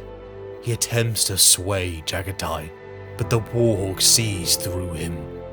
How his hatred of the Emperor has blinded him. How he has framed it in his mind as liberating humanity from an oppressor. But he is simply surrounded by more monsters and sorcery than ever before. A path that could have left Mortarion to be more than just the Reaper's scythe is forever closed to him. Jaghatai tells him he is a fool, and he is destined to fall to the very things he despises. He has made his choice, and it's not his fault that Mortarion has made a poor one. The words turn Mortarion's usual stoic face into a twisted crag of rage, for one that seems to uphold the pillars of strength. A part of him seems very fragile. He draws his scythe, and Jaghatai draws his talwar. Flanked by their Terminator honor guard, the two Primarchs clash. Jaghatai is a blur, and lands numerous blows upon Mortarion, but he just takes it. For every 3 hits, Mortarion only needs 1, as the two Primarchs are evenly matched. Mortarion's Primarch aura slowly draining the energy from Jaghatai, but Mortarion himself bleeding from all the cut inflicted by a Primarch. Both unwilling to end it all here, they retreat. Mortarion is bitter and angry. Jaghatai has unleashed a grudge that Mortarion promises to honor as the Horus Heresy begins. The Imperium is burning as the Horus Heresy rages. Loyalties are divided. Warp storms ravage the galaxy that hamper travel and communication. Despite being centuries from the challenging life he had on Barbarous, the lessons of Necker, the ones he had grown to revile, had made a mark upon him. If you know the truth of something, then you can destroy it, and that is all you need to hold true power. A lesson Mortarion took to the truth revealed by Horus before the heresy had begun. He hated the warp and the power that came from it. He had tried to sanction it with the Edict of Nicaea, but now, as much as it disgusted him, he had to understand this power, in order to better combat it, to better hate it. It began in a trickle, a collection of dark materials, fragments, and artifacts he hid within a secret laboratory in his flagship. A shameful secret he kept from his men, even from his first captain Kalas Typhon, who he had seen use psychic power long ago on Barbarous, when they had ran from Nicaea. But his brother, his friend, had kept that power buried in the centuries of the Great Crusade, as all the Death Guard librarians had been ordered to do. Mortarion despised what he learned, and yet in a sense he enjoyed learning the secrets the Emperor had kept from him, as if he stripped his power from it. And then it happened. As the Death Guard began to purge the Prosperine system, he encountered a demon possessing the body of a mortal woman. The creature attacked. Mortarion was in a stalemate until he felt her power surge within him. Latent psychic abilities blasted from the Reaper of Men, banishing the creature back to the warp. A wave of emotion flooded Mortarion. Insecurity, he was just like them. He had that corruption within him. The Emperor must have known. Another lie to add to the mountain of them. Anger. Jaghatai was right. Mortarion had some touch of the Inferior. The very power his traitorous brothers consorted with. He knew it now. He had heard the dying screams of the demons, and its hails to some plague father, some blessed grandfather. What had started as curiosity had now become a resolution. Mortarion vowed to understand the power. He would combat it. Only he and his sons would remain pure. As Mortarion and the Death Guard sailed the stars, they split, contingents led by many of his trusted captains spreading like tendrils to carve the Imperium apart. Summoned by Horus, Mortarion and Fulgrim joined the War Master as the traitors roared their way towards the planet of Moloch.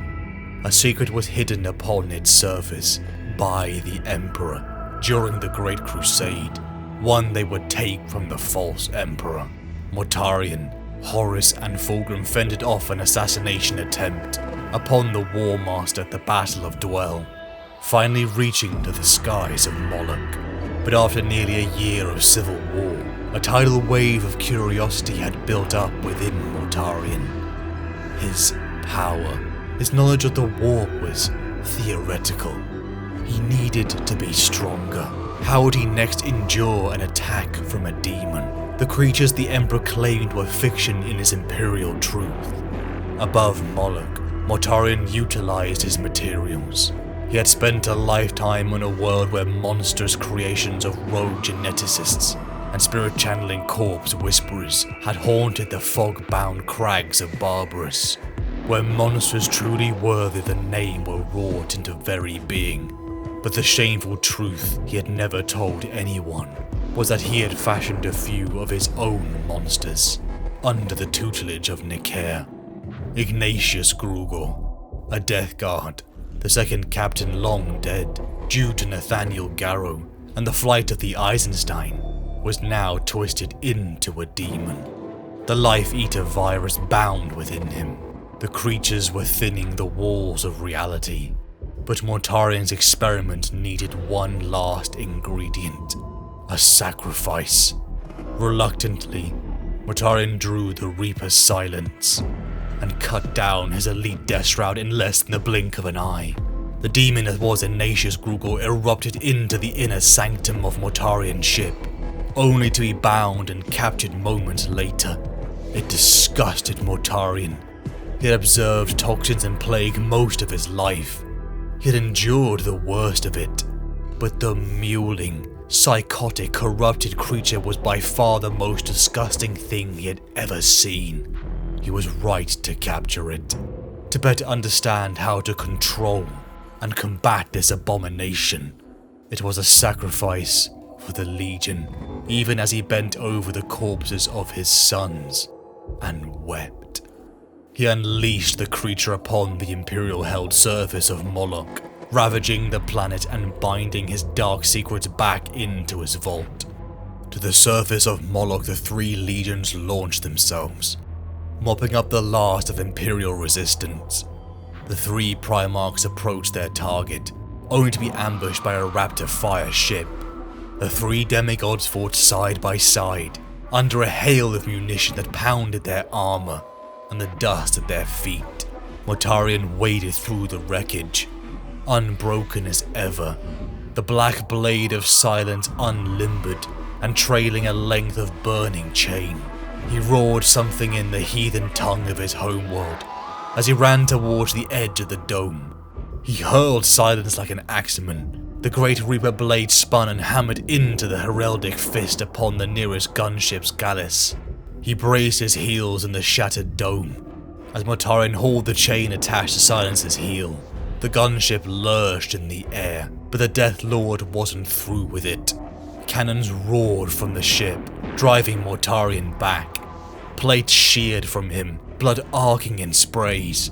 But still Mortarion pulled upon the chain, dragging the gunship closer. He was the Pale King. There was nothing he could not endure. The ship was ripped apart as the 3 brothers pressed on to their prize. A gate, a passageway directly into the warp. His brother, the War Master Horus, stepped through, only to emerge seconds later. He looked like he had aged, something thought impossible for Primarchs. Horus had followed in the path of the Emperor, and had emerged with power that matched the Master of Mankind. All knelt before the War Master, even Mortarion. Was this the example? One who had successfully bound the power of the warp as a tool? Or was this the placation of an obstacle Mortarion would have to deal with after Terra had fallen? As the Imperium burned, Mortarion and the Death Guard raised worlds and hunted down loyalist elements, but it felt directionless. In truth, the presence of the Death Lord had been minimal. He hunkered down in his inner sanctum. Mortarion almost didn't want to admit just how ravenous his desire for knowledge had become. He devoured learning now, with the fervor of the long famished. He crafted weapons and toxins, harvested creatures for his own arsenal, ones he would use upon the loyalist forces. The thinning of reality allowed whispers to plague his thoughts. He was shown visions in his dreams, obvious lies that even he saw through, but still it all took a toll. It toyed with him, but at times he would remember himself. He would catch a reflection and be reminded of the monster Nicair and what he suffered on Barbarous. Many times Mortarion raged at what he was doing. He smashed the vials and tomes with the fury of a Primarch, only to eventually return to his studies after a while. He warred within himself, from liberator to oppressor, to the empowered Mortarion he needed to be in this conflict. He justified it. He kept the Legion pure, whilst he endured the burden of this knowledge. Psykers were forbidden. All of them were handed over to Typhon, a brother, a friend who had been absent for years. So Mortarion had no one but himself to explore the dangers of the warp. In union with Captain Eidolon of the Emperor's Children, a traitor host was convened. Mortarion saw the changes to his brother's legion, the ostentation and corruption, all weakness. The warp was abhorrent, fit only to be used as a tool, not embraced like this. Jaghatai Khan, the great Khan, had left him with scars since that day on Prospero, a grudge that would finally end as the 5th Legion's forces were finally surrounded. The 14th had been hit hard by the mobility and guerrilla tactics of the White Scars, but over time they had adapted. They had endured the brunt of it, and now they would face their wrath. The Death Guard and Emperor's Children fleets, like spikes of shadow, pierced through the warp, emerging into the cornered position of the White Scars. Jaghatai would die by his hand. He would make him suffer for his words on Prospero. He prepared himself to kill a brother. There were others he despised. Magnus, Sangunius. Only he and the Khan had been the outsiders, the neglected, but he was prepared for this. He had resolved to kill 2 fathers. What was a brother to that? Ordnance fire ballooned from all ships. As the titanic battle began, the 3rd Legion ships raced on ahead, losing cohesion with Mortarion's forces, a disunity that only seemed to grow over the years of the Heresy. Desperate boarding actions from both sides led to brutal and bloody melees within the tight ceramite corridors. Mortarion felt his heart quicken. He saw his brother's flagship and eagerly awaited the confrontation coming, until a rift opened behind the 5th Legion. This was not the warp, it was something else, a tunnel that turned this last stand into a chase. Mortarion pushed his fleet to the limits as the White Scar vessels crossed the event horizon.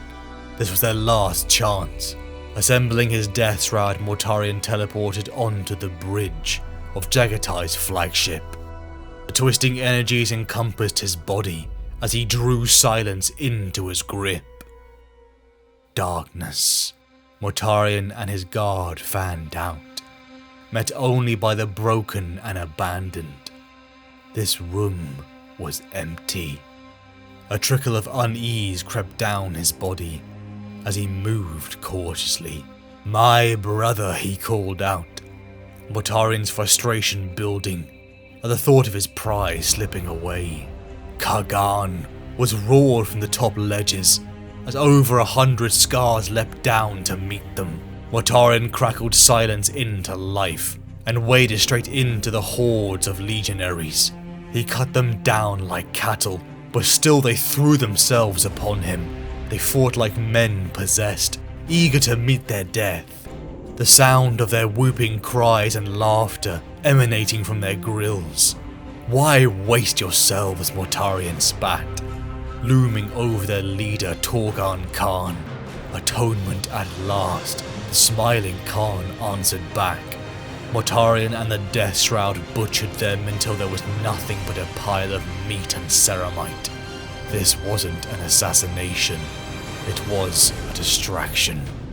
Mortarion peered out from his own flagship once again, as the White Scar's flagship burned, but the others had escaped, along with Jaghatai Khan. He didn't face him, he retreated.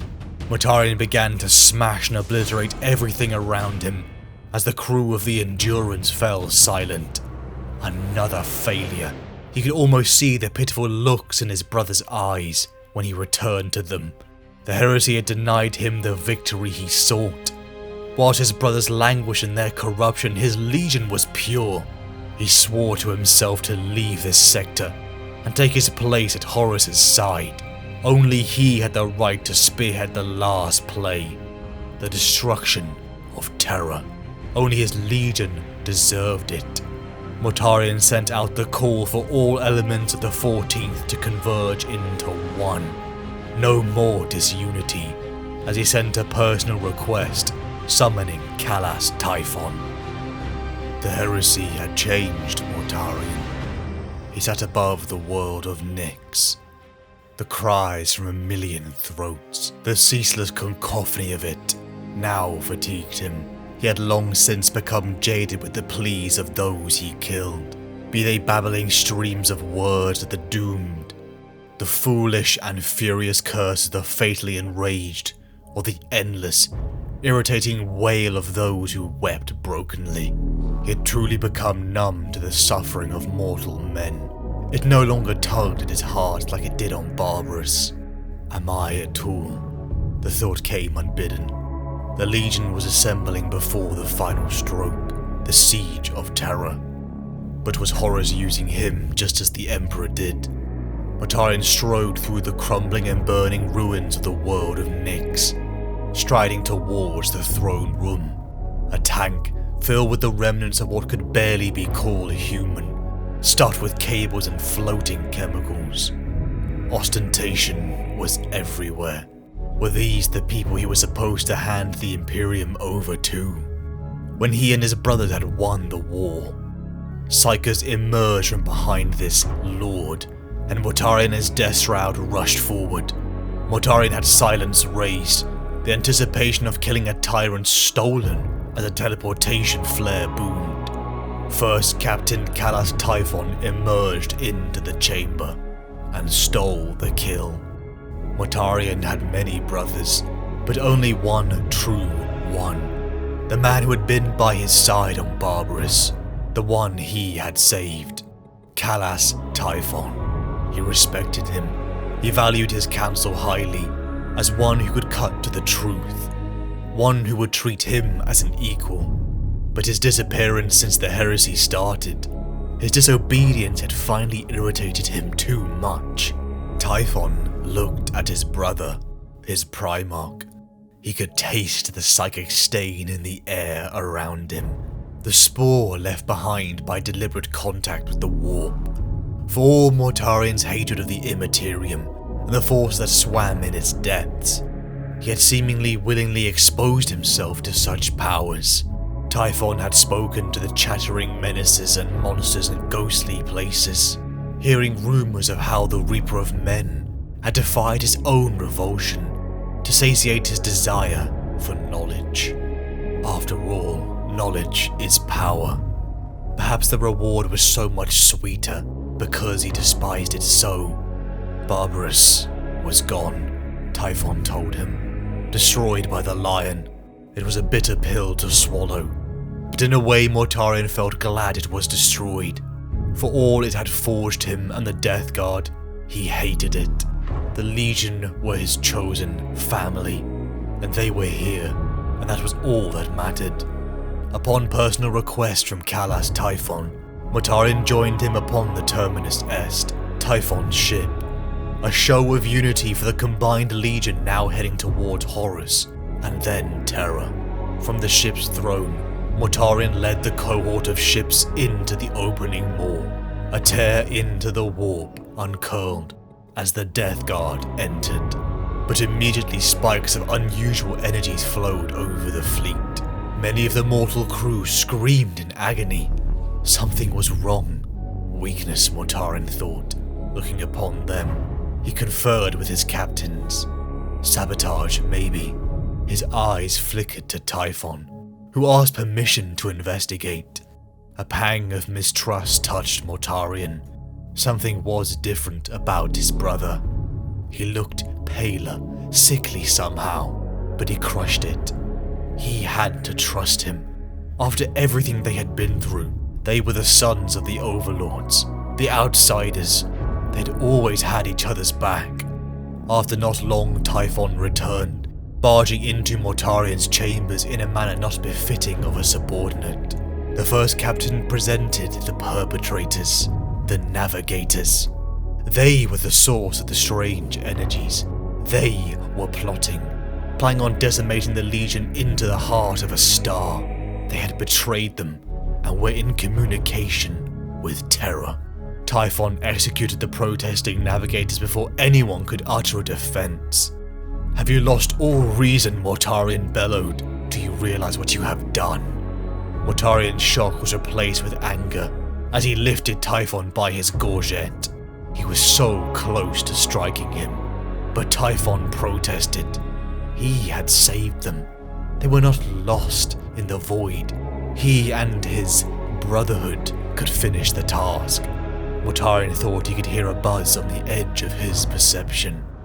The Psyker, the shameful secret many of the Legion had kept hidden from their Primarch. Mortarion had seen Typhon use it on the day they escaped into Care. It was always a taboo subject between them. But what choice did the Legion have now but to use its shameful weapon? Typhon and the Psychers of the Legion were let off their leashes. Mortarion's paranoia grew even more, only fueled again by the other captains, who desperately tried to convey their concerns to their Primarch. But each time, that prize, the thought of unseating the Emperor, of making him spill all his secrets, was forefront. He was unnerved, but Terra was more important. He could not be seen to be weak. The hours passed, until disaster struck again. Mortarion stared into the sealed medical bay, witnessing Legionary Zuriek, seeing his exposed flesh. Hundreds of livid boils were rising to the surface of his skin, each one set in a cluster of 3. His bones cracked, and his body convulsed foul, sickly liquids. Milky white eyes stared at Mortarion as his son begged for help. The Death Guard Primarch had seen monsters. He had seen murders, the creatures stitched together from cruelty and corpses that the overlords had made with the stuff of mortal nightmare. The wreckage of living things left behind in their battles, and then the wretched debris of ruined life Mortarion had met during the conflicts of the Great Crusade. All these sights were terrible enough to haunt the soul and curdle the spirit of a common man. Over time, he had become numb to such things. Many times he had been responsible for them, but this horrified him. His son was a Death Guard, and Astartes. He should be immune. Mortarion couldn't watch. His son was rotting away as they spoke, his body coursing with every disease known and some unknown. He couldn't let him suffer any longer. Mortarion entered the sealed chamber and drew a dagger. He ended the misery of the son who had served loyally and with honor. He plunged the dagger into Zuriek's heart, and he became still. But Zuriek bolted forward, half flinging himself off the platform, a ghastly howl escaping his froth-rimmed mouth. His blind eyes were black with tainted blood, and the buzzing mass of flies around him became a cloud of frenzied, droning smoke. Mortarion took a step back and watched, appalled, as Zuriek moved like a jerky marionette, reaching up to pull the combat knife from his chest. The blade came out in a whisper of ichor, and the Primarch saw the metal was now corroded and brittle. Mortarion backed away, leaving the undying monster. The Death Guard never retreat. We always resist. We do not fear. We are not weak. Mortarion spoke the litany back to himself in his chambers. Throughout all his years as the Marshal of the Death Guard, there were a handful of unshakable truths that he held as unchangeable. These were the pillars upon which his sense of self, and upon which the very soul of his legion were based. The strength of the Death Guard was to him an immutable law. To see it so thoroughly broken was an event he had no way to frame. His men got sick. That should be impossible. The reports began to flood in. More and more. Mortal and Astartes were getting sick. They were under attack, but from an enemy Mortarion couldn't fight. He had always been able to battle, to pit his strength against his enemies. But here he could do nothing. The only countermeasure was his DNA in his men, and that was failing. Mortarion retreated to his laboratory, passing the shameful secret he kept, the weapon he had used upon Moloch, the possessed demon Ignatius Grugor. The demon taunted him, speaking of his predicament, and how he only needed the strength, the endurance of the blessed grandfather. Mortarion didn't want to hear it, but the demon taunted him again, of how Typhus was beyond his grip. Typhus? Typhon? Mortarion had had enough. It was clear he had given Typhon too much leeway.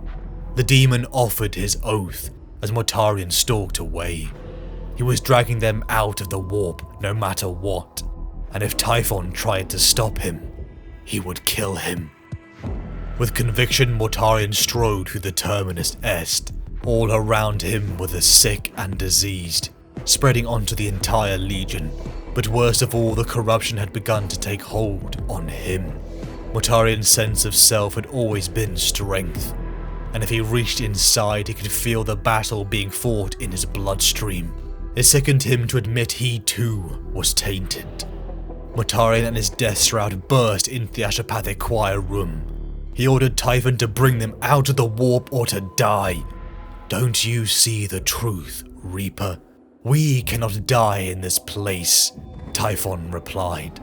Here we are as eternal and enduring as we were always meant to be. It took me a while to come to the understanding myself, but I have it now. I think perhaps I always did. I just needed to find the way. Mortarion caught sight of his friend, emerging from the shadows. His form was bloating, rust and dried blood speckled his armor, as a gaunt face stared back, eyes hauntingly yellow. Was this his friend? The brother he trusted above all? What had he done? What has he made a pact with? Typhon told him he had to do this. For him. For the Legion. They would soon embrace the Grandfather. Mortarion and his death shroud rushed forward to meet Typhon and his own grave wardens. Eldritch fire sprayed and plasteel tore as the two groups of bodyguards clashed, and between them the Primarch and his captain stalked each other, trading testing blows that quickly escalated in tempo and lethality. Their weapons locked, and the two of them struggled to a standstill. Despite his sickly appearance, Typhon appeared to draw upon a reserve of strength and stamina beyond that of any ordinary legionary. Mortarion met his gaze and saw a stranger behind those familiar eyes. Everything he believed he knew about Typhon crumbled in that moment. The same changes that had consumed Grulgor were here at work, he realized. The man who was truly Kalas Typhon, who had been a scared half-breed youth, a reckless rebel, then a trusted commander in his army of liberation, no longer existed. Mortarion impaled his once friend, only for Typhon to still move. Blows that should have killed him he endured, as the taint of the warp flowed from him, so Mortarion used the weapon he despised. Releasing the cage doors, a creature rushed forward towards their position. Grulgor the demon. Mortarion activated the creature's oath, and he watched grim-faced as the demon spawn strangled his comrade, ignoring every blow that Typhon rained upon it. Finally, Typhon began to choke and splutter, as oily matter spurted from his gagging mouth, and the monstrous tear in his body. Kalas Typhon died. Again, the first captain's body convulsed. Raw psychic power burst from him. A wave of toxins and flies filled the chamber, as the very air became choked with spores and decay. Typhon was dead, and what emerged was that which could never die. Herald of Nurgle. Typhus. This was always how it was going to end, said Typhus. The fate you refused to accept ghosted you with every step. The questions in your mind lay there when we were just foolish youths and fearless rebels, planted like seeds to bloom into doubt. Your dalliances with demonology, your chaining of the life-eater Grulgor, all preordained by the eye of the Grandfather, to bring us to this moment, and remake me, to remake all of us. Sorrow gripped Mortarion. All around him was death. The ships were torn open as he gazed upon the annihilation of his sons. He couldn't save them. There was no summit this time, no enemy to fight, just despair. The warp swarmed over everything. Time itself began to overlay and twist, as a god descended down. I have failed my sons! He gave voice to the thought without realizing it, and the Reaper's utterance echoed back at him from the flanking plasteel walls of the warship's landing bay. Guided only by his instinct, Mortarion had returned to where the Greenheart had docked. His shuttle, once battle-ready and primed for war, now resembled a wreck exhumed from some quarry-marshed morass. It, like everything in the grasp of the septic reach of the Imperium, was beset by decay. The heavy barriers had sagged under their own weight and cracked open, allowing some fraction of the mind-twisting aurora beyond to to cast feverish light into the chamber.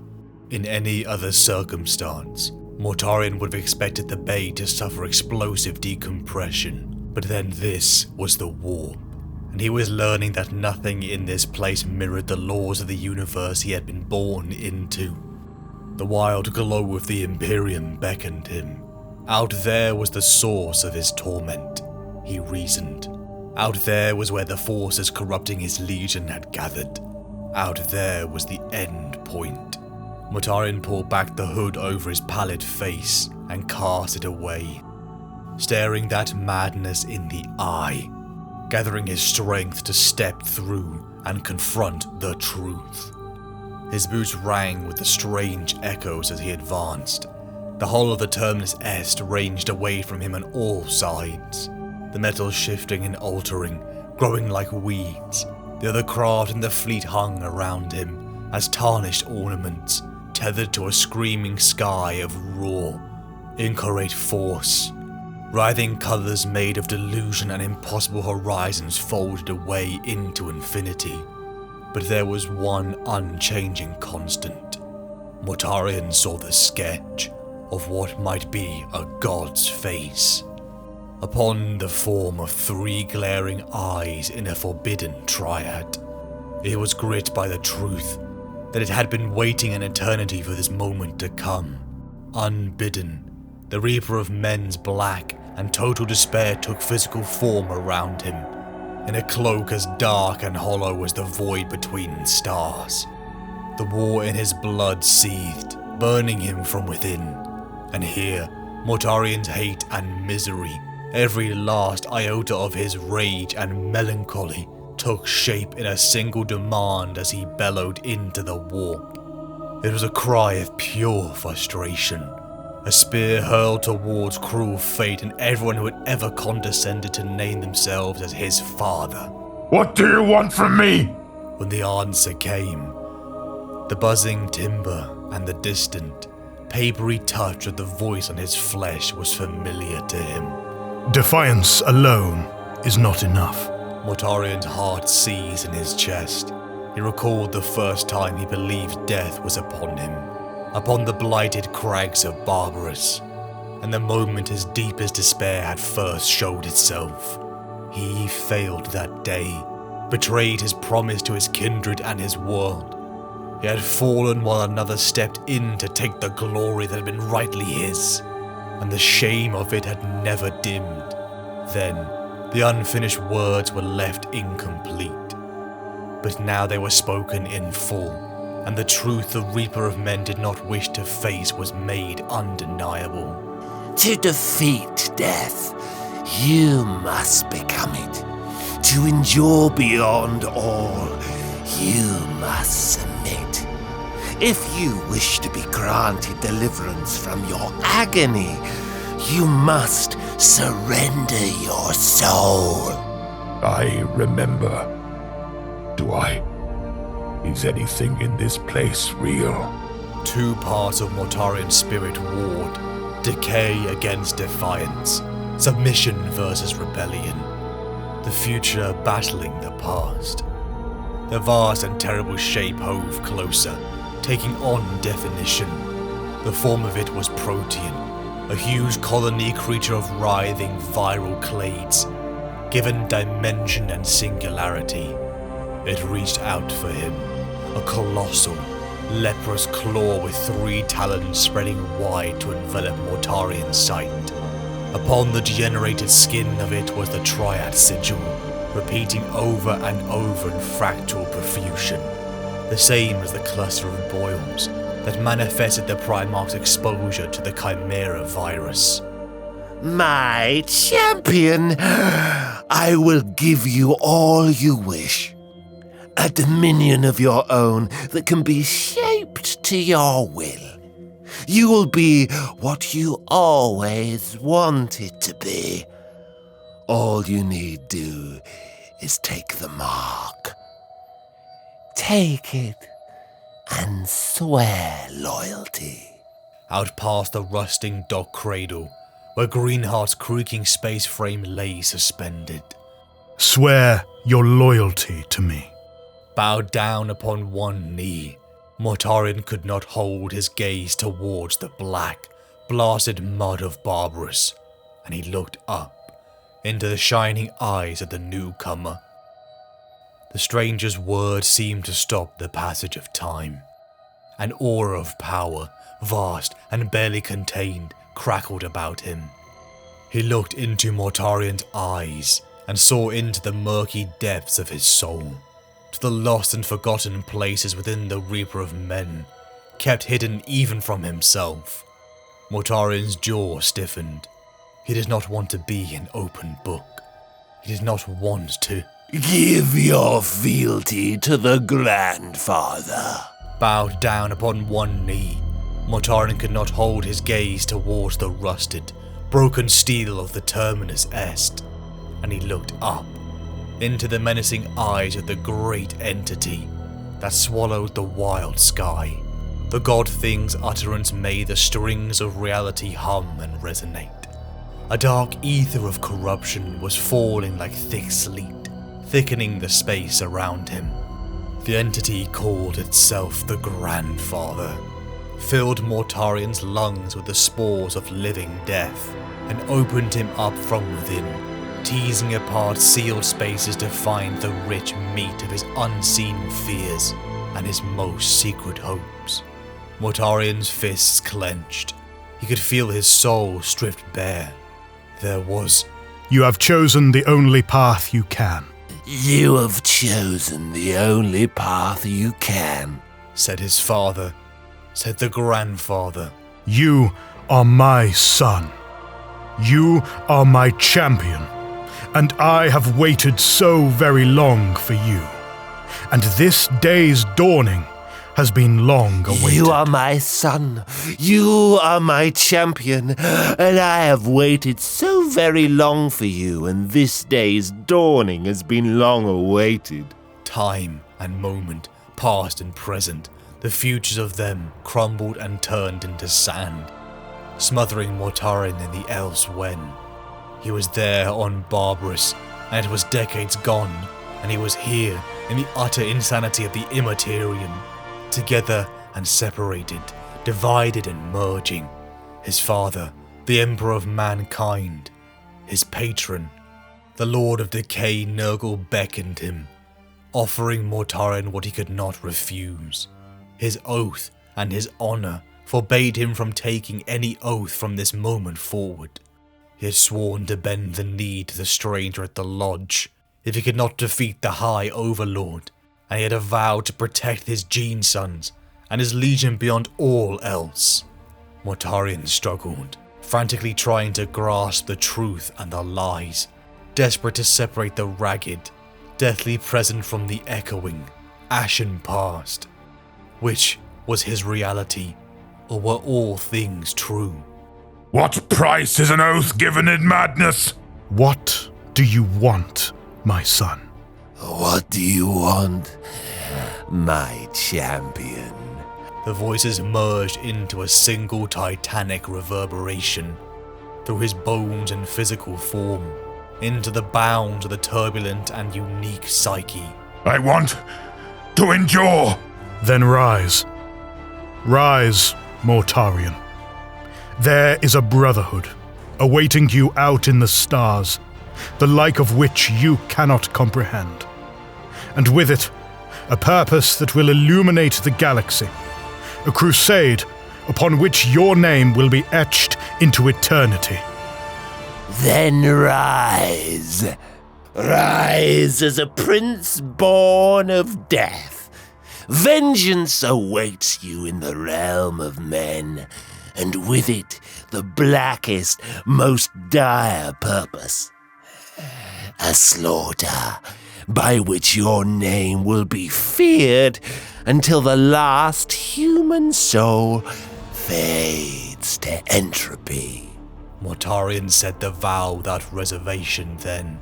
I give myself to your banner, my blood and my bone, the unbroken force of my will and the power of my spirit. These are yours to command, if you grant me deliverance.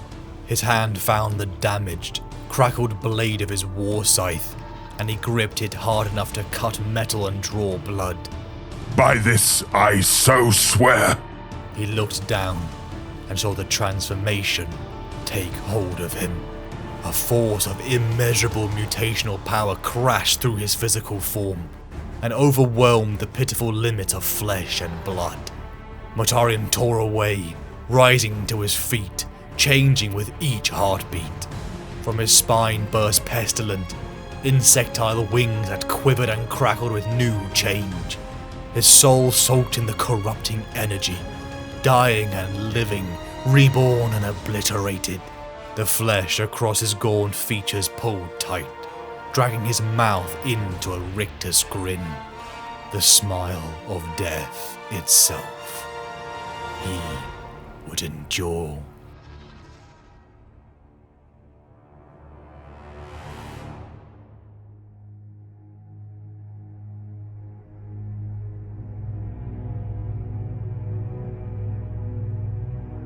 Three times in his life, Mortarion was forced to submit to the will of a tyrant with latent psychic powers. The warp bleeds over reality as Mortarion kneels before a god, the grandfather Nurgle. In his despair and love for his legion, his sons, he pledges his loyalty to the god of chaos. The moment overlapping with the memories of his father, the Emperor, Mortarion is transformed. His Primarch form bloats and cracks. He sprouts insectile wings and is riddled with pox and disease. Maggots and pus ooze out from his monstrous form, but he is stronger now than he has ever been. His body can endure anything, and in a way he revels in this power. His sons are made strong too. They will endure more punishment than any Astartes could. They are the extreme embodiment of their legion's ideals. And yet despite the front that Mortarion presents to his legion, that he has chosen this path, he is in deep pain. He has been forced into the pact, and the reluctance he feels manifests as a deep pain throughout his body. He proclaims to the Legion that this was their destined path, that he has chosen the strength for the Legion, but he knows in his heart that he is a hypocrite. His very hatred of the warp led to a forbidden curiosity that he fed. At times he raged and destroyed all the material, but still he came back to it. He is someone who espouses that he cares nothing for the opinions of others, yet is defined by his battle against physical and perceived weakness. The Overlord Naker abused him through making him feel weak and manipulating him through that insecurity, and with Mortarion's embrace of Nurgle's gift, it is a retreat from that very insecurity. He is a monster, bloated and corrupted and rusted and leaking pus and blood, but a monster isn't weak.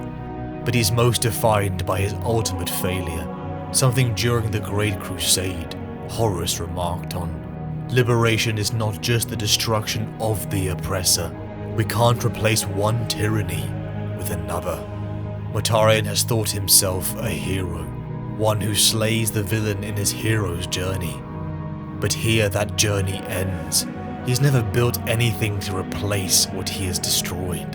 He's never learned to create an empire, only to destroy them. It is why for so long the Emperor looked at him with pity in his eyes. Defiance alone is not enough, my son. The Emperor had hoped Mortarion would see it. A better future, a greater destiny beyond that of the Reaper of the Harvest. If we are not strong, we will not win. If we cannot defy poison and darkness and pain, we cannot stand against death. Hulking silhouettes darkened the skies of Terra. Hundreds of rusting warhogs burst forth into the skies around the great bastion of the Emperor's Imperium, soiling the darkness with their presence, as the rays of faraway Sol fell upon their blighted hulls. Daggers of corroded metal that had once been proud symbols of the 14th Legion poured out. and wove among one another as carrion flies would swarm about a hunk of bloody meat. Mortarion strode onto the bridge of the vengeful spirit. Flies and decay flowed around the hulking form of the Primarch. Going onto one knee, his bones cracked and popped. All around him clawed at their throats and eyes, as death itself was before them. From a taut, skull-like face, two milky white eyes looked upon the War Master. Mortarion was here, ready to begin the siege of Terra. From the boy who secretly wrote in secretive journals, trapped within his prison fortress on a world that was just as toxic as his adoptive father, Mortarion had returned to the place of his creation, not as a son or a general, but a monster. Infused with the power of a god the Emperor told him didn't exist. The hulking, rotten forms of the Death Guard were given the honor that was promised, and were the first to land upon the world of Terra. The bloodiest and most brutal siege in Imperial history had begun. The very skies were clogged with ash and fire, creating a faux permanent night, as the mortal to superhuman warriors slaughtered each other. Mortarion unleashed the power of the Plague Father. Disease and death ran rampant over the civilians and combatants of the Imperium. The outer walls crumbled as the full might of Horus's armies washed over their defenses. All that lay before them now was the Imperial Palace itself. Magnus the Red approached Mortarion before the attack on the Colossi Gate. They had once been adversaries, their battleground the Council of Nicaea a decade before. Now they stood side by side, both steeped in the power of the warp, ready to eliminate their father and his empire of lies. Magnus told him that he forgave him. Your suffering gives you power, the sort I promised from the start. Your submission was not weakness. There is no shame. I bear you no ill will. I understand. Mortarion hesitated for a moment, but finally let down the wall he was barely keeping together. I hate this, he whispered. He hated the pain he felt. For all he could endure, this was becoming too much, and he couldn't confide in anyone. His only friend, Typhon, was gone. That brotherhood a lie. Magnus told him that he knew. The Crimson King raised his hand, as energy emanated from it. Mortarion blinked, straightened slightly, and took a breath. He seemed taller, less bowed by pain and wrack. His eyes had become fierce and unclouded. It felt like for the first time he could breathe. He was skeptical of this kindness, but they were on the same side now. The pain was because, as always, Mortarion was stubborn. His reluctance to embrace Nurkle's gifts was a crutch. He was a psyker. A demon had taught him that. But before he couldn't bring himself to use that power, but to embrace it now. He felt it truly. It wasn't just the strength. It was life. Unending. Undying. A cycle of rebirth. He was beautiful in a way. He felt the joy of a madman, the joy from the freedom of sanity. Mortarion felt renewed, and led the Legion once more on to the last bastion of the Imperium. The siege continued, but despite victory after victory, the forces of Horus had begun to fracture. Some lost interest, such as the Emperor's children. Others, such as Perturabo and his Iron Warriors, abandoned it, unwilling to be Horus's meat shield. Whilst the Imperium suffered, it held on. Mortarion could break their walls, but nothing was quite sweeter than breaking their spirit. Look at them. They grasp at every tiny spark of life, desperate and afraid in all their thoughts and deeds. Their existence is nothing but fear and dread. To the Marmax Bastion, the Reaper of Men and Typhus led a joint assault. A rising imperial cult, one that claimed worship of the Emperor, was giving the people hope. One Mortarion would annihilate, but a figure stood in his way, one standing before his target Euphrates Keeler, Nathaniel Garrow.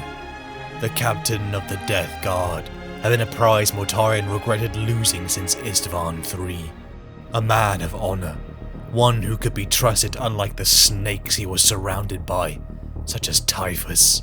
He offered Garrow a place back at his side, brotherhood.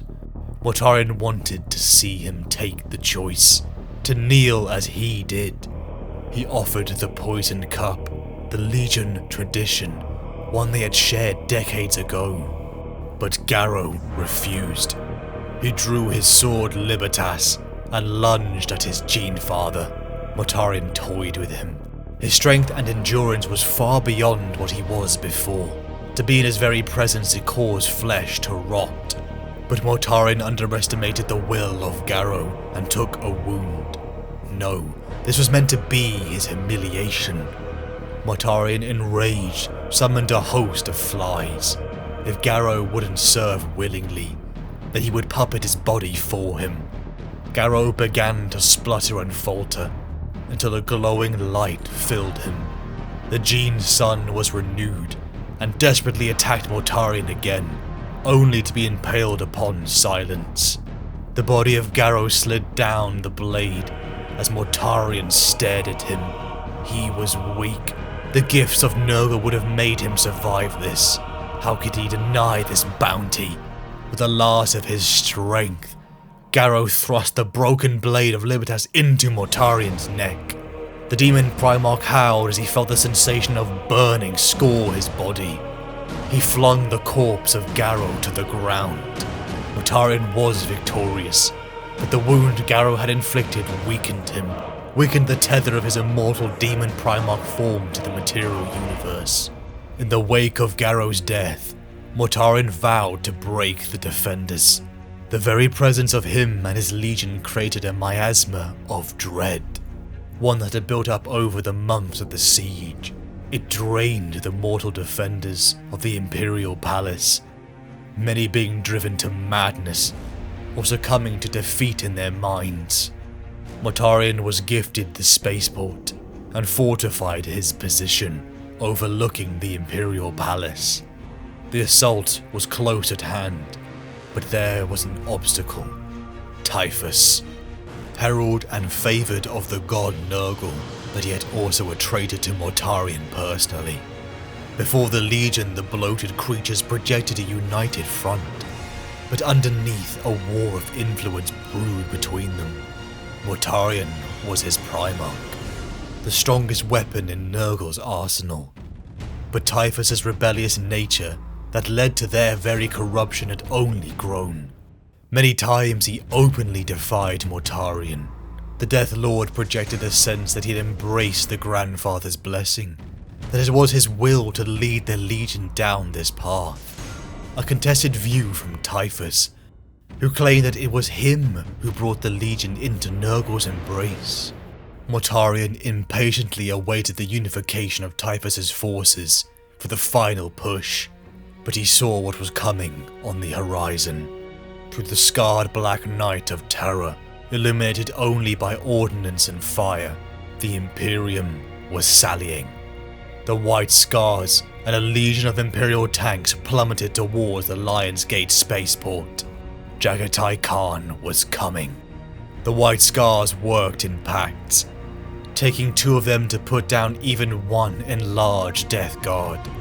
This was their last play. There was no attack and retreat. Jaghatai Khan and his men pushed through the Death Guard's defences, both sides caring not for the injuries and pain they took. The brutal battle raged through the layers of the spaceport, until finally Mortarion saw his brother again. Once more the brothers would fight. But it was different this time. The Lord of Death had burst free from his old bounds, becoming grotesque and monstrous. He wore a human form only in outline now, his body inhabited by a ramshackle armor of corrosion and decay, a gaggle of loosely held panels and mouldy fabric, seemingly liable to fall apart at any moment. The air around him was acrid, suffused with a foulness that turned the stomach and made it hard to breathe. He was ruined and yet exalted, crippled and yet stronger than he had ever been. Their old duel upon the sands of Prospero meant nothing. The two brothers launched themselves at each other, but the Khan fell back first. They exchanged more blows, rapid, heavier, and faster. All around them, the roar of a broader combat filtered up from the decks below, a chorus of screams and explosions that could not be filtered out. Their strikes accelerated, ramping up swiftly until the blows were exceptional in their heft and precision.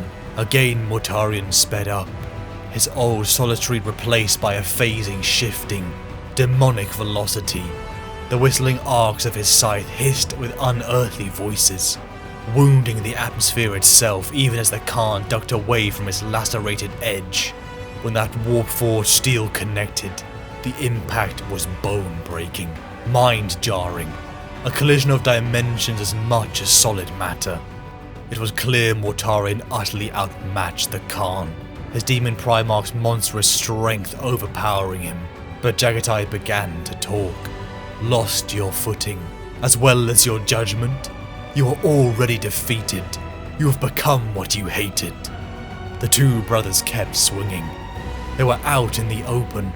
A storm raged. Green lightning snapped down in the high reaches of the spaceport. Below them, the bulk of the immense fortress spread out in a panoply of jump stages and terraces. Every inch of it was fought over now, a million points of light exposing White Scars and Death Guard at one another's throats. Mortarion's wounds were shallow, but the Khan's body and armor was breaking down. But still the Khan taunted Mortarion, the Death Lord's frustration growing to near rage. You know nothing. Nothing of sacrifice. Nothing of denial, Mortarion spat.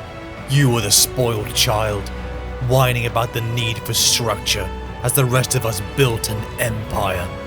You were shown the nature of the galaxy and you turned away. Mortarion's rage built more. He slammed the scythe down and nearly broke the Khan's trailing leg in two. I embraced it. I embraced the pain. I looked a god in the eye. The broken mess that was the Khan looked up into Mortarion's face and chuckled. I should have taken on the Legion Master. I should have fought Typhon. I absorbed the pain. Jaghatai mewed out. I know of the Terminus Est. You gave up. I did not. My endurance is superior. Mortarion fell silent, as something within him broke. So that was what they all believed. What they had always believed. His brothers. Not that he had done what needed to be done. Not that he had sacrificed everything to make his legion invincible. Even condemning himself to the permanent soul anguish of demonhood. A change that could never be undone. It was not strength. He was weak. Mortarion's anger soared, from blood boiling to an almost calm. His mind went utterly numb as only one thought pounded in his mind. Kill him. Mortarion hefted silence into the air and thrust down, only for the Khan to stand up. Jaghatai took the blow and traded back one of his own. The two brothers scrambled. Mortarion dropped down sharply, piling in wildly with his gauntlets, slamming in punches at the Khan's throat and at his chest, at his ruined face. The clenched fists flew, one after another, barely warded by Jaghatai's flailing arms, tearing up the remains of that beautiful lacquered ceramite and splattering the two of them in more gouts of forge-hot blood. Again they both reached for their blades and clashed in ripples that shook the very earth. Black blood oozed from Mortarion, his rusted plate broken in many places, but still he moved. The Khan was walking dead, a wash of red and ceramite that barely constituted life. It was here. It was coming. The death Mortarion would give him.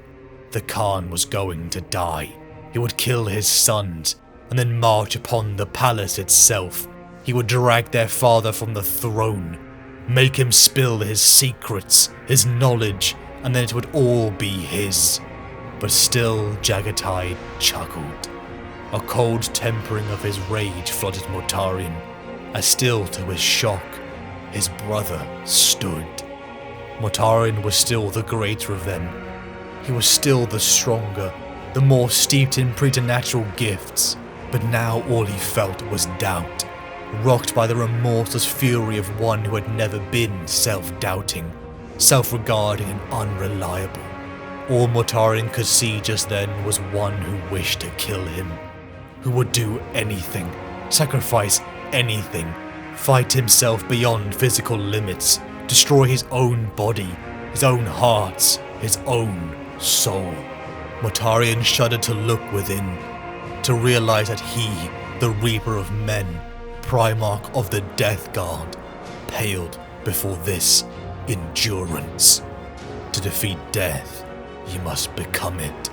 Jaghatai wouldn't have given in upon the Terminus Est, and that frightened Mortarion to the core. The possibility that he was a coward, unwilling to die. Through bloody lips the Khan wheezed out that he knew Mortarion now was immortal. He couldn't die, but he could. On broken legs, Jaghatai launched himself once more at Mortarion, the Reaper of Men impaling silence straight through his brother's chest. A burst of gore and spray exited out the back, but he was stuck.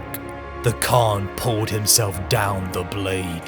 For an instant their two faces were right up against one another, both cadaverous now, drained of blood, drained of life, existing only as masks unto pure vengeance.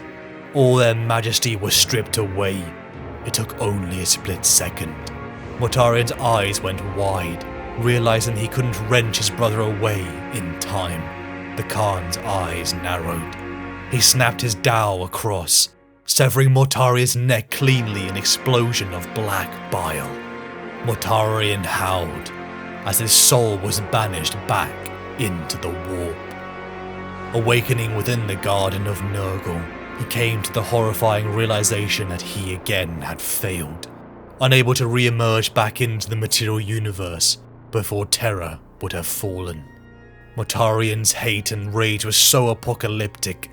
Virus and disease would ripple across entire worlds, and yet when the dust was settled, Mortarion created something that was his own. Within the warp, Mortarion was gifted a world, a demon world, one he forged in mirror of Barbarous. Great libraries filled with arcane knowledge were hauled to his fortress.